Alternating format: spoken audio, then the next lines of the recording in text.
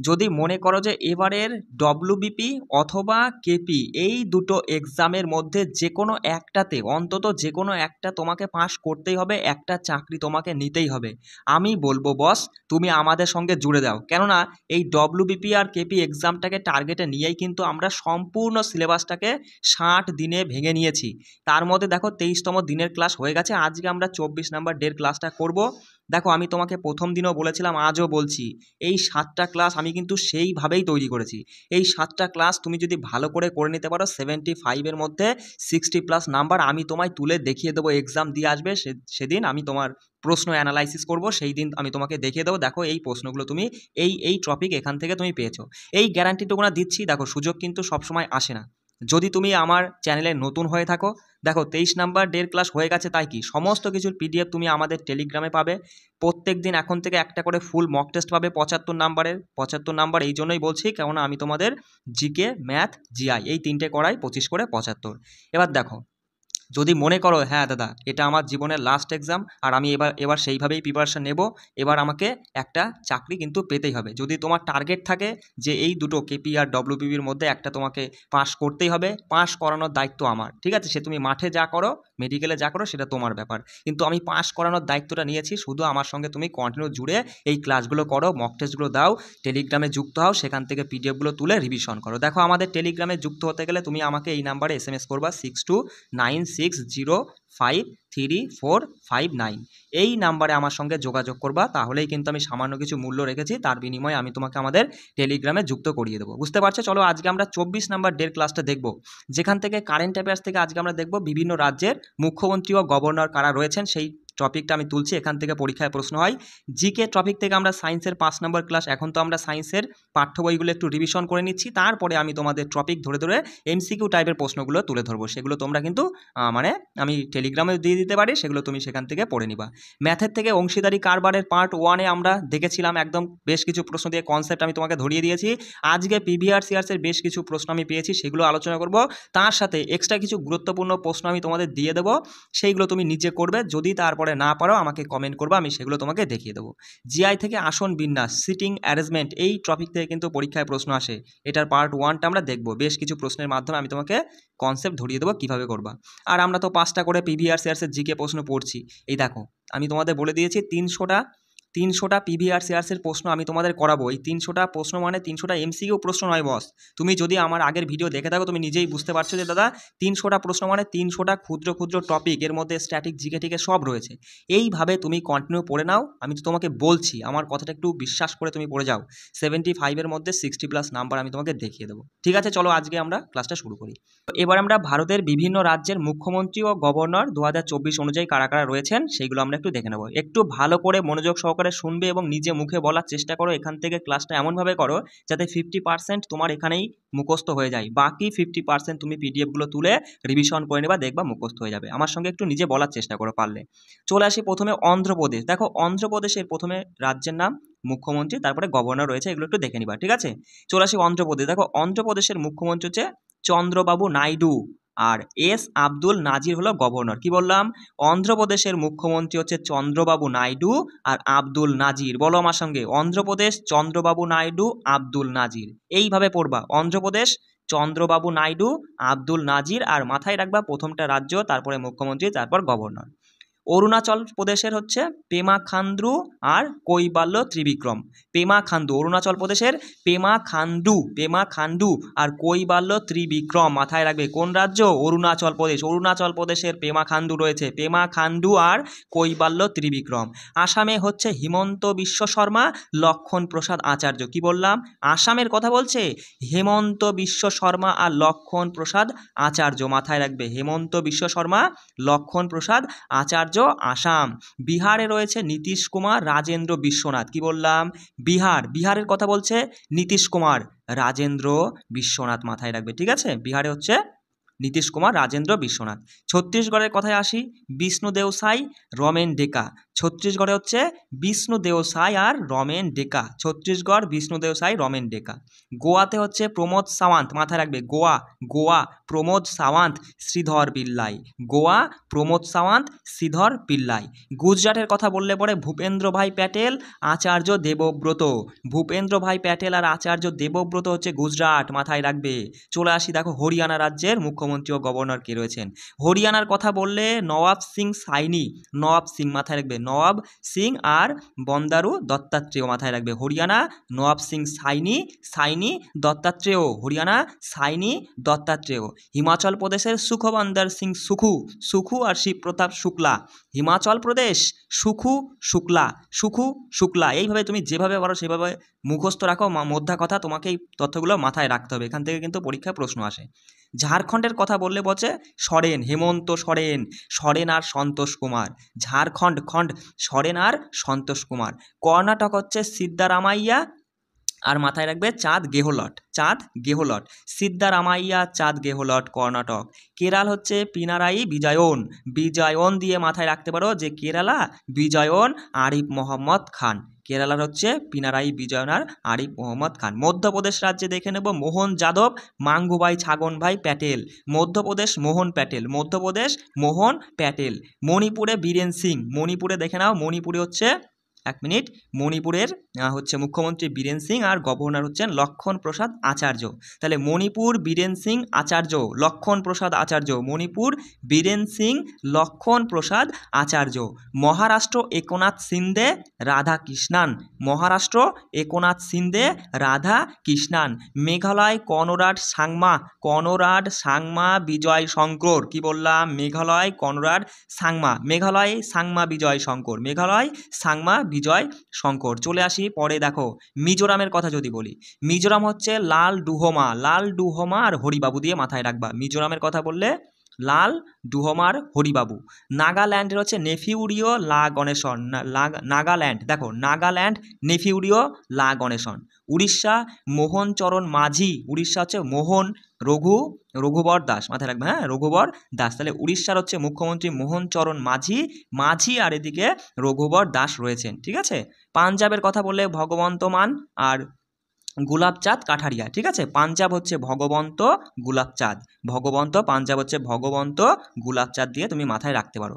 রাজস্থানের কথা বলে ভজনলাল শর্মা, হরিভাই কৃষ্ণা রাও, ঠিক আছে, হরিভাই কৃষ্ণা রাও বাগড়ে। তাহলে তুমি এখানে মাথায় রাখবা রাজস্থান ওই ভজনলাল আর হরিভাও কৃষ্ণারা, মাথায় রাখবা রাজস্থান ভজনলাল শর্মা হরিভাও কৃষ্ণা রাও, ঠিক আছে। চলে আসি সিকিম, সিকিমে দেখে নাও যে প্রেম সিং তামাং, সিকিম তামাং আর হচ্ছে ওম প্রকাশ মাথুর। তাহলে এখানে মাথায় রাখবা সিকিম তামাং মাথুর, সিকিম তামাং মাথুর। তামিলনাড়ু, তামিলনাড়ু স্ট্যালিন রবি, তামিলনাড়ু স্ট্যালিন রবি, এন রবি, এন রবি, এইভাবে মাথায় রেখে মাথায় রাখবা কিন্তু, হ্যাঁ। তেলেঙ্গানার কথা বললে হচ্ছে রেভান্ত রেড্ডি, রেভান্ত রেড্ডি আর জিষ্ণুদেব বর্মা, কি বললাম, তেলেঙ্গানা রেড্ডি জিষ্ণু, তেলেঙ্গানা রেড্ডি জিষ্ণু। ত্রিপুরা মানিক সাহা ইন্দ্রসেনা রেড্ডি, কি বললাম, ত্রিপুরার হচ্ছে মানিক সাহা আর ইন্দ্রসেনা। তুমি এখানে মাথায় একবার তেলেঙ্গানা আছে রেভান্ত, রেভান্ত, দেখো রেড্ডি যেহেতু দুটো টাইটেল রয়েছে তাহলে মাথায় একবার তেলেঙ্গানা হচ্ছে রেভান্ত জিষ্ণু। ত্রিপুরা মানিক সাহা ইন্দ্রসেনা, ত্রিপুরা মানিক সাহা আর ইন্দ্রসেনা। উত্তরপ্রদেশে যোগী আদিত্যনাথ আনন্দীবেন প্যাটেল, তাহলে উত্তরপ্রদেশ আদিত্য আনন্দীবেন, উত্তরপ্রদেশ আদিত্যনাথ আনন্দীবেন। চলে আসি উত্তরাখণ্ডে, দেখে নাও উত্তরাখণ্ডের পুষ্কর সিং ধামি আর গুরমিত সিং, উত্তরাখণ্ড ধামি, কোন ধামি, পুষ্কর সিং ধামি আর গুরমিত সিং, পুষ্কর সিং গুরমিত সিং উত্তরাখণ্ড। পশ্চিমবঙ্গের মমতা ব্যানার্জি আর এদিকে সিভি আনন্দ বোস। জানোই দিল্লিতে রয়েছে অরবিন্দ কেজরিওয়াল, বিনয় কুমার, দিল্লিতে মাথায় রাখবা অরবিন্দ কেজরিওয়াল, দিল্লিতে দেয় বলে আমি তুলে দিয়েছি, দিল্লি হচ্ছে অরবিন্দ কেজরিওয়াল আর বিনয় কুমার সাক্সেনা, ঠিক আছে। পুদুচেরির কথায় আসলে পরে মাথায় রাখবা এন রঙ্গস্বামী বা রাঙ্গাস্বামী আর এদিকে তোমার হচ্ছে কে কৈলাসনাথ। তাহলে পুদুচেরিতে রাঙ্গাস্বামী আর কৈলাসনাথ, এটাও গুরুত্বপূর্ণ বলে আমি তুলে দিয়েছি, মাথায় রাখবা পুদুচেরিতে হচ্ছে রাঙ্গাস্বামী আর কৈলাসনাথ, ঠিক আছে। চলো তাহলে এই গেল আমাদের হচ্ছে বিভিন্ন রাজ্যের মুখ্যমন্ত্রী ও গভর্নর, ঠিক আছে। এখান থেকে কিন্তু পরীক্ষা আসে, এগুলো একটু ভালো করে রিভিশন করে নিবা। চলো। তো এবার আমরা সায়েন্সের আজকে 5 নাম্বার ক্লাসটা করব। দেখো আমি কিন্তু এখানে তোমাদের এই পাঠ্য বইয়ের এক একটা টপিক ধরে ধরে একটু আলোচনা করে দেওয়ার চেষ্টা করছি।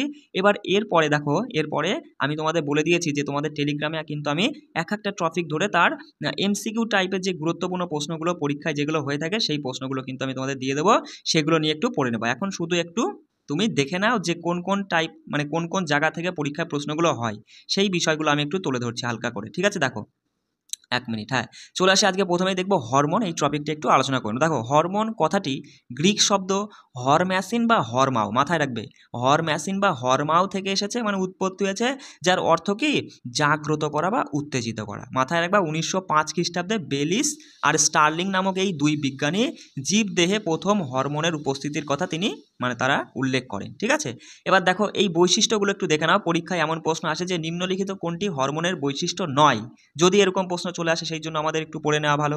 মাথায় রাখবা যে হরমোন এক রকমের প্রোটিনধর্মী স্টেরয়েড বা অ্যামাইনোধর্মী জৈব রাসায়নিক পদার্থ, যা নিশ্চিত স্থান থেকে দূরবর্তী স্থানে ক্রিয়া করে, শুধুমাত্র স্থানীয় হরমোন ছাড়া। মাথায় রাখবে হরমোন হলো একরকম প্রোটিনধর্মী বা স্টেরয়েড বা অ্যামাইনোধর্মী জৈব রাসায়নিক পদার্থ, যা নিশ্চিত স্থান থেকে দূরবর্তী স্থানে ক্রিয়া করে। হরমোন জৈব অনুঘটকের মতো ক্রিয়া করে, মাথায় রাখবে বলছে, কিন্তু মাথায় রাখবা যে ক্রিয়ার পর ধ্বংসপ্রাপ্ত হয় এবং এর দ্রুত সেই স্থান থেকে বের হয়ে যায়। ঠিক আছে, দেখো মাথায় রাখবা যে নিঃসৃত স্থান ছাড়াও দেহের অন্য কোথাও হরমোন সঞ্চিত হয় না। ঠিক আছে, নিঃসৃত স্থান ছাড়া দেহের অন্য কোথাও হরমোন সঞ্চিত হয় না। আর এখানে আরেকটা গুরুত্বপূর্ণ তথ্য, হরমোন জীবদেহের রাসায়নিক সমন্বয়কারী অর্থাৎ কেমিক্যাল কোঅর্ডিনেটর হিসাবে কাজ করে। এটা কিন্তু গুরুত্বপূর্ণ যে হরমোনকে জীবদেহের রাসায়নিক দূত বা রাসায়নিক বার্তাবহ বা কেমিক্যাল মেসেঞ্জার বলা হয়ে থাকে। পরীক্ষায় আসবে নিম্নলিখিত কোনটি জীবদেহের রাসায়নিক বার্তাবহ হিসাবে কাজ করে, সেটা হরমোন। ঠিক আছে, চলো এখান থেকে দেখো, এবার আমরা একটু এখান থেকে দেখে নেব। দেখো উদ্ভিদ, দেখো উদ্ভিদদের হরমোন ভাজক কলা বিশেষ করে কাণ্ড ও মূলের অগ্রভাগে অবস্থিত তরুণ কোষের মধ্যে উৎপত্তি লাভ করে। আর প্রাণীদেহের বিভিন্ন গ্রন্থি রয়েছে, অনাল গ্রন্থি বা অন্তঃক্ষরা গ্রন্থি রয়েছে, সেখান থেকে হরমোন উৎপত্তি লাভ করে। মোদ্দা কথা মাথায় রাখবা উদ্ভিদদের ভাজক কলা থেকে হরমোনের উৎপত্তি হয়, আর প্রাণীদের অনাল গ্রন্থি হরমোনের প্রধান উৎপত্তিস্থল। ঠিক আছে, এবার এখান থেকে দেখো, এখান থেকে আমরা তো দেখলাম এই তথ্যটা মাথায় রাখবা যে হরমোনকে রাসায়নিক সমন্বয়কারী বলা হয় আর স্নায়ুতন্ত্রকে ভৌত সমন্বয়কারী বলা হয়ে থাকে। ঠিক আছে, এই দুটো মানে তথ্য কিন্তু গুরুত্বপূর্ণ, মাথায় রাখবা। হরমোনের কাজটা কিন্তু একটু পড়ে নাও যে হরমোন জীবদেহের কোষে কোষে রাসায়নিক সমন্বয় সাধন করে, হরমোন জীবদের কোষ বিভাজন এবং বৃদ্ধিতে সহায়তা করে, হরমোন জীবদেহের বিপাক ক্রিয়া নিয়ন্ত্রণ করে এবং জীবদেহের যৌনাঙ্গের পরিস্ফুটনে বা যৌন বৈশিষ্ট্যগুলিকে প্রকাশে সহায়তা করে। এই তথ্যগুলো একটু পড়ে নিবা, কেননা পরীক্ষায় এমন প্রশ্ন দিতেই পারে যে নিম্নলিখিত কোনটি হরমোনের বৈশিষ্ট্য নয় বা হরমোনের কাজ নয়। ঠিক আছে, এবার দেখো উদ্ভিদ হরমোন থেকে যে ধরনের প্রশ্নগুলো আসে, আমরা দেখলাম যে উদ্ভিদের কাণ্ড ও মূলের অগ্রস্থ ভাজক কলায়, কোন কলায়, ভাজক কলায় উদ্ভিদ হরমোনের প্রধান উৎপত্তি স্থল। এছাড়াও তোমার হচ্ছে বীজপত্র, মুকুলিত পত্র বা ভ্রূণমুকুল, এগুলো থেকেও কিন্তু হরমোন উৎপত্তি হয়, কিন্তু প্রধান স্থান হলো ভাজক কলা। মাথায় রাখবা কাণ্ড মূলের অগ্রস্থ ভাজক কলাই হলো উদ্ভিদদের প্রধান হরমোনের উৎপত্তি স্থল। ঠিক আছে, এবার দেখো উদ্ভিদ হরমোনের মধ্যে প্রাকৃতিক হরমোন যেগুলো মানে প্রাকৃতিকভাবে তৈরি হয়, সেগুলোই হচ্ছে প্রাকৃতিক হরমোন, যেমন অক্সিন, জিব্রেলিন, কাইনিন, এগুলো কিন্তু প্রাকৃতিক হরমোনের উদাহরণ। আর কৃত্রিম হরমোন যেগুলো গবেষণাগারে প্রস্তুত করা হয়, যেমন মাথায় রাখবে আইপিএ মানে ইন্ডোল প্রোপায়োনিক অ্যাসিড। এই যে সংকেতের ফুল ফর্ম মানে পুরো নামটা কিন্তু মাথায় রাখবে, এখান থেকে পরীক্ষায় প্রশ্ন আসে যে আইপিএ এর পুরো কথা হচ্ছে indole propionic acid. N double A naphthalene acetic acid, মাথায় রাখবে। 2,4-D হচ্ছে ডাইক্লোরোফেনক্সকি অ্যাসিটিক অ্যাসিড। আইবি এর পুরো কথা হচ্ছে ইন্ডোল বিউটারিক অ্যাসিড। ঠিক আছে, এগুলো কিন্তু মাথায় রাখবা। তার মধ্যে এটাও গুরুত্বপূর্ণ, এমসিপিএ অর্থাৎ মিথাইল ক্লোরোফেনক্সকি অ্যাসিটিক অ্যাসিড। চলে আসি, এইটাও একটু দেখে নিও যে আইএএলবি অর্থাৎ ইন্ডোল অ্যাসিটাল ডিহাইড। ঠিক আছে, এগুলো একটু পড়ে নাও। এর মধ্যে থেকে গুরুত্বপূর্ণ হচ্ছে আইপিএ, এন আর এইটা পড়বা, হ্যাঁ মানে 2,4-D এই ডাইক্লোরোফেনক্সকি অ্যাসিটিক অ্যাসিড, এটাও পরীক্ষা আসে। আইবিএ পড়বা আর তোমার এই যে এমসিপিএ এইটা পড়ে নিবা। ঠিক আছে, চলে আসি অক্সিন। দেখো অক্সিন উদ্ভিদের প্রধান বৃদ্ধি নিয়ন্ত্রক হিসাবে কাজ করে। মাথায় রাখবে যে উদ্ভিদের প্রধান বৃদ্ধি নিয়ন্ত্রক হিসাবে কাজ করে কোন হরমোন, অক্সিন। আর এই অক্সিনের রাসায়নিক নামটা কিন্তু পরীক্ষায় আসে ইন্ডোল অ্যাসিটিক অ্যাসিড। তোমাকে এরকম সংকেত দিয়ে দেবে যে এর পুরো কথাটা কি, মাথায় রাখবে ইন্ডোল অ্যাসিটিক অ্যাসিড। ঠিক আছে, এবার দেখো এই অক্সিনের উৎসস্থলটা মাথায় রাখবে যে অক্সিন উদ্ভিদের অগ্রস্থ ভাজক কলা, বিশেষ করে তোমার এই কাণ্ডের অগ্রভাগ ভ্রূণমুকুলা বরণী থেকে কিন্তু তোমার হচ্ছে অক্সিন হরমোনটা মানে উৎপত্তি হয়। অক্সিনের কাজ দেখো, কাজের মধ্যে তুমি এই পয়েন্টগুলো মাথায় রাখবে যে বৃদ্ধি নিয়ন্ত্রক হিসেবে কাজ করে, ট্রফিক চলন নিয়ন্ত্রণ হিসেবে কাজ করে, অঙ্গমোচন রোধে কাজ করে অক্সিন হরমোন, তারপরে অঙ্গ বিভেদ নিয়ন্ত্রণ হিসাবেও কাজ করে। আর এই মেন পয়েন্টগুলো তুমি মাথায় রাখবে, একদম ডিটেলসে তোমাকে যেতে হবে না। মাথায় রাখবে যে ফলের পরিস্ফুটনে সাহায্য করে অক্সিন হরমোন, আর উদ্ভিদের লিঙ্গ নির্ধারণে সাহায্য করে। এখান থেকে দেখো এই তথ্যটা পরীক্ষা আসে যে নিষেক ছাড়াই বীজবিহীন ফল সৃষ্টিতে সাহায্য করে কোন হরমোন? Auxin hormone. আর এই যে প্রক্রিয়াটাই মানে আর কি তোমার নিষেক ছাড়াই বীজবিহীন ফল উৎপন্ন হয়, সেই প্রক্রিয়া বা পদ্ধতিকে পার্থেনোকার্পি বলা হয়ে থাকে। এটা কিন্তু মাথায় রাখবে, বেশ ভালো একটা পয়েন্ট। দেখো অক্সিনের ব্যবহারিক প্রয়োগ, এটা কিন্তু মাথায় রাখবে। অক্সিনের ব্যবহারিক প্রয়োগটা হলো যেমন বীজবিহীন ফল উৎপাদনে ব্যবহৃত হয়, কলম তৈরিতে, তারপরে আগাছা দমনে, অকাল পতন রোধের ক্ষেত্রে, ক্ষত নিরাময়ের ক্ষেত্রেও কিন্তু অক্সিন ব্যবহার করা হয়ে থাকে। চলে আসি দেখো জিব্রেলিন। মাথায় রাখবা জিব্রেলিন হলো এক রকমের টার্পিনয়েড জাতীয় নাইট্রোজেন বিহীন জৈব অম্ল। আর জিব্রেলিনের মধ্যে রয়েছে প্রধানত কার্বন, হাইড্রোজেন আর অক্সিজেন। ঠিক আছে, এগুলো একটু মাথায় রাখবে। আচ্ছা, এবার দেখো এখানে মাথায় রাখবা হচ্ছে জিব্রেলিন হচ্ছে উদ্ভিদের পরিপক্ক বীজ থেকে উৎপন্ন হয়। ঠিক আছে, উদ্ভিদের পরিপক্ক বীজে তোমার এই জিব্রেলিন পাওয়া যায়। আর কাজগুলো একটু দেখে নাও যে জিব্রেলিন খর্বাকার উদ্ভিদের দৈর্ঘ্য বৃদ্ধি করাতে সাহায্য করে, সমস্ত রকম উদ্ভিদের ফুল ফোটাতে সাহায্য করে, তারপর এই হরমোন তোমার মুকুল ও বীজের সুপ্ত অবস্থা ভঙ্গ করতে সাহায্য করে। এই লাইনটা গুরুত্বপূর্ণ পরীক্ষায় আসে। ঠিক আছে, যে বীজের সুপ্ত অবস্থা ভঙ্গ করতে সাহায্য করে নিম্নলিখিত কোন হরমোন? সঠিক উত্তর মাথায় রাখবা জিব্রেলিন। ঠিক আছে, এটা কিন্তু ভালো পয়েন্ট। চলে আসে দেখো সাইটোকাইনিন মাথায় রাখবা, এটা হচ্ছে পিউরিন জাতীয়, কি বললাম এই তথ্যটা মাথায় রাখবা, পিউরিন জাতীয় নাইট্রোজেন ঘটিত ক্ষারীয় জৈব পদার্থ। ঠিক আছে, তা এখান থেকে দেখবা যে আমরা সাইটোকাইনিন কোথা থেকে পাই। মাথায় রাখবা যে টমেটো, পিচ, নাশপাতি, কুল প্রভৃতি ফল ও ফুলের নির্যাসে আমরা এই কাইনিন পেয়ে থাকি। তার সাথে পরীক্ষায় আসে দেখবা এই তথ্যটা যে নারকেলের দুধে আর এই ডাবে, হয়তো লেখাটা ভালো বোঝাচ্ছে না, একটু দেখে নাও, ডাবের জলে আমরা কাইনিন পেয়ে থাকি। এই তথ্য কিন্তু পরীক্ষায় আসে। ঠিক আছে, এগুলো একটু দেখে নিবা। চলে আসি দেখো কৃত্রিম হরমোনগুলো, উদ্ভিদদের কৃত্রিম হরমোন আমরা তো দেখলামই, শুধু তুমি এখানে এই মেন পয়েন্টগুলো মাথায় রাখবা। আইবি এর পুরো কথাটা ইন্ডোল বিউটারিক অ্যাসিড, NAA হচ্ছে ন্যাপথালিন অ্যাসিটিক অ্যাসিড, আর এইটা গুরুত্বপূর্ণ 2,4-D হচ্ছে ডাইক্লোরোফেনক্সি অ্যাসিটিক অ্যাসিড। ঠিক আছে, এই সংকেতগুলো পুরো কথাটা মাথায় রাখবা। ঠিক আছে, প্রাণী হরমোন থেকে দেখো এখান থেকে কিন্তু পরীক্ষায় প্রশ্ন হয়। এখান থেকে মাথায় রাখবা যে প্রাণী দেহে অবস্থিত অন্তঃক্ষরা বা অনাল গ্রন্থি থেকে হরমোন খরিত হয়। আর কিছু অমেরুদণ্ড প্রাণী আছে যাদের স্নায়ু গ্রন্থিতে অবস্থিত নিউরো সিক্রেটরি কোষ থেকে কিন্তু তাদের হরমোন নিঃসৃত, এটা অমেরুদণ্ড প্রাণীদের ক্ষেত্রে মাথায় রাখবা। এবার দেখো অনাল গ্রন্থি বা অন্তঃক্ষরা গ্রন্থি কোনগুলো রয়েছে, যেমন পিটুইটারি, থাইরয়েড, অ্যাড্রিনাল, এগুলো হচ্ছে অন্তঃক্ষরা গ্রন্থির উদাহরণ। ঠিক আছে, আর সনাল গ্রন্থির উদাহরণ কিন্তু একটু মাথায় রাখবা। সনাল গ্রন্থি হলো লালা গ্রন্থি, পেপটিক গ্রন্থি, যকৃৎ, আন্তরিক গ্রন্থি, অগ্নাশয়, এগুলো হচ্ছে সনাল গ্রন্থির উদাহরণ। তবে অগ্নাশয়, শুক্রাশয়, ডিম্বাশয় এরা কিন্তু মিশ্র গ্রন্থির মধ্যেও পড়ছে। ঠিক আছে, মাথায় রাখবা অগ্নাশয়, শুক্রাশয়, ডিম্বাশয় এরা মিশ্র গ্রন্থির মধ্যে পড়ছে, এগুলো একটু মাথায় রাখবা। স্থানীয় হরমোন বা লোকাল হরমোনটা একটু মাথায় রাখবে। মাথায় রাখবে যে যেসব হরমোন প্রধানত উৎস গ্রন্থির মধ্যেই সীমাবদ্ধ থাকে সেটাই হচ্ছে স্থানীয় বা লোকাল হরমোন। উদাহরণস্বরূপ হিসেবে যেমন এখানে দেওয়া রয়েছে দেখো যে টেস্টোস্টেরনটা, তার সাথে মাথায় রাখবা এই যে গ্ল্যান্ডিন, তার সাথে হিস্টামিনটা পড়ে নিবা, ব্রাডিকাইনিন, গ্যাস্ট্রিন আর সিক্রেটিন, এগুলো কিন্তু স্থানীয় হরমোন বা লোকাল হরমোনের উদাহরণ। ঠিক আছে, এবার দেখো এই ছকটা একটু দেখে নাও, এখান থেকে পরীক্ষায় প্রশ্ন আসবে। দেখো অনাল গ্রন্থির মধ্যে পড়ছে পিটুইটারি। এই পিটুইটারি কোথায় অবস্থিত? মস্তিষ্কের মূলদেশে অবস্থিত। ঠিক আছে, মাথায় রাখবার পিটুইটারি থেকে নিঃসৃত হয় ACTH, তারপরে GH, STH, TSH আর GTH, এইগুলোর পুরো কথাটা কিন্তু পরীক্ষায় আসে। ঠিক আছে, ACTH হচ্ছে অ্যাড্রিনোকর্টিকোট্রফিক হরমোন, GH হচ্ছে গ্রোথ হরমোন, আর STH হচ্ছে সোমাটোট্রফিক হরমোন, TSH হচ্ছে থাইরয়েড স্টিমুলেটিং হরমোন, আর GTH হচ্ছে গোনাডোট্রফিক হরমোন। ঠিক আছে, এই পুরো কথাগুলো কিন্তু মাথায় রাখবা। তারপর দেখো আইলেটস অফ ল্যাঙ্গারান্স, এটা হচ্ছে অগ্নাশয়ের বিটা কোষে অবস্থিত, ইনসুলিন নিঃসৃত হয় এখান থেকে, থাইরয়েড থেকে থাইরক্সিন হরমোন নিঃসৃত হয়, অ্যাড্রিনাল গ্রন্থি থেকে অ্যাড্রিনালিন হরমোনটা নিঃসৃত হয়। এটি প্রত্যেকটি বৃক্কের উপরে অ্যাড্রিনাল গ্রন্থি রয়েছে, আমরা বিস্তারিত দেখছি, অসুবিধা নেই। চলে আসি পিটুইটারি গ্রন্থি। দেখো পিটুইটারি হচ্ছে মানব দেহের সবথেকে ছোট কিন্তু সবচেয়ে শক্তিশালী অনাল গ্রন্থি, মাথায় রাখবা। পিটুইটারি হচ্ছে মানব দেহের সবথেকে ছোট এবং সবচেয়ে শক্তিশালী অনাল গ্রন্থি। এই গ্রন্থি থেকে যে হরমোনগুলো নিঃসৃত হয় আমরা একটু আগেই দেখলাম, দেখো TSH মানে থাইরয়েড স্টিমুলেটিং হরমোনটা নিঃসৃত হয়, ACTH অ্যাড্রিনোকর্টিকোট্রফিক হরমোন নিঃসৃত হয়, GTH গোনাডোট্রফিক হরমোন নিঃসৃত হয়, আর GH মানে গ্রোথ হরমোন বলা হয় যাকে, এটা নিঃসৃত হয়। ঠিক আছে, এবার দেখো এখানে মাথায় রাখবা পিটুইটারি গ্রন্থিকে মুখ্য গ্রন্থি বা প্রভু গ্রন্থিও বলা হয়, পরীক্ষায় আসে।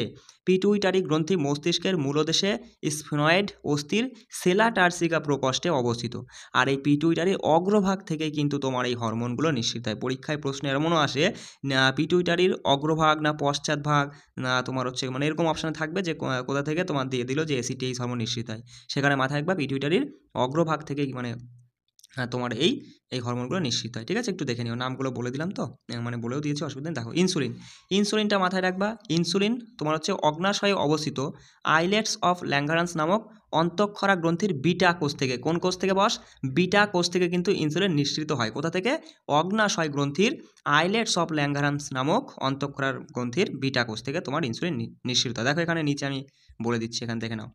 এই যে অগ্নাশয়ের বিটা কোষ থেকে ইনসুলিন নিঃসৃত হয়, আলফা কোষ থেকে গ্লুকাগন নিঃসৃত হয়, আর ডেল্টা কোষ থেকে সোমাটোস্টেটিন নিঃসৃত হয়। আর ইনসুলিন কি করে, রক্তের শর্করা কমায়, মানে শর্করা পরিমাণটা বজায় রাখে, আর গ্লুকোজের কাজ হচ্ছে রক্তের শর্করা বাড়ায়, গ্লুকোজ বলছি কেন, সরি গ্লুকাগন। ঠিক আছে, আর সোমাটোস্টেটিন ওইটা হচ্ছে বৃদ্ধিতে বাধা দেয়। ঠিক আছে, এটা কিন্তু মাথায় রাখবা। চলো আচ্ছা চলে আসি এবার। দেখো এখানে মাথায় রাখবে একটা তথ্য, পরীক্ষা আসে যে ইনসুলিনের অভাবে ডায়াবেটিস মেলিটাস বা মধুমেহ রোগটা হয়ে থাকে ইনসুলিনের অভাবে। ঠিক আছে, থাইরক্সিন দেখো আমরা দেখলাম, থাইরক্সিন হচ্ছে থাইরয়েড গ্রন্থি থেকে নিঃসৃত হয়। থাইরয়েড গ্রন্থি রয়েছে গ্রীভাদেশে তোমার ট্রাকিয়ার দুই পাশে। ঠিক আছে, থাইরয়েড গ্রন্থিটা অবস্থিত।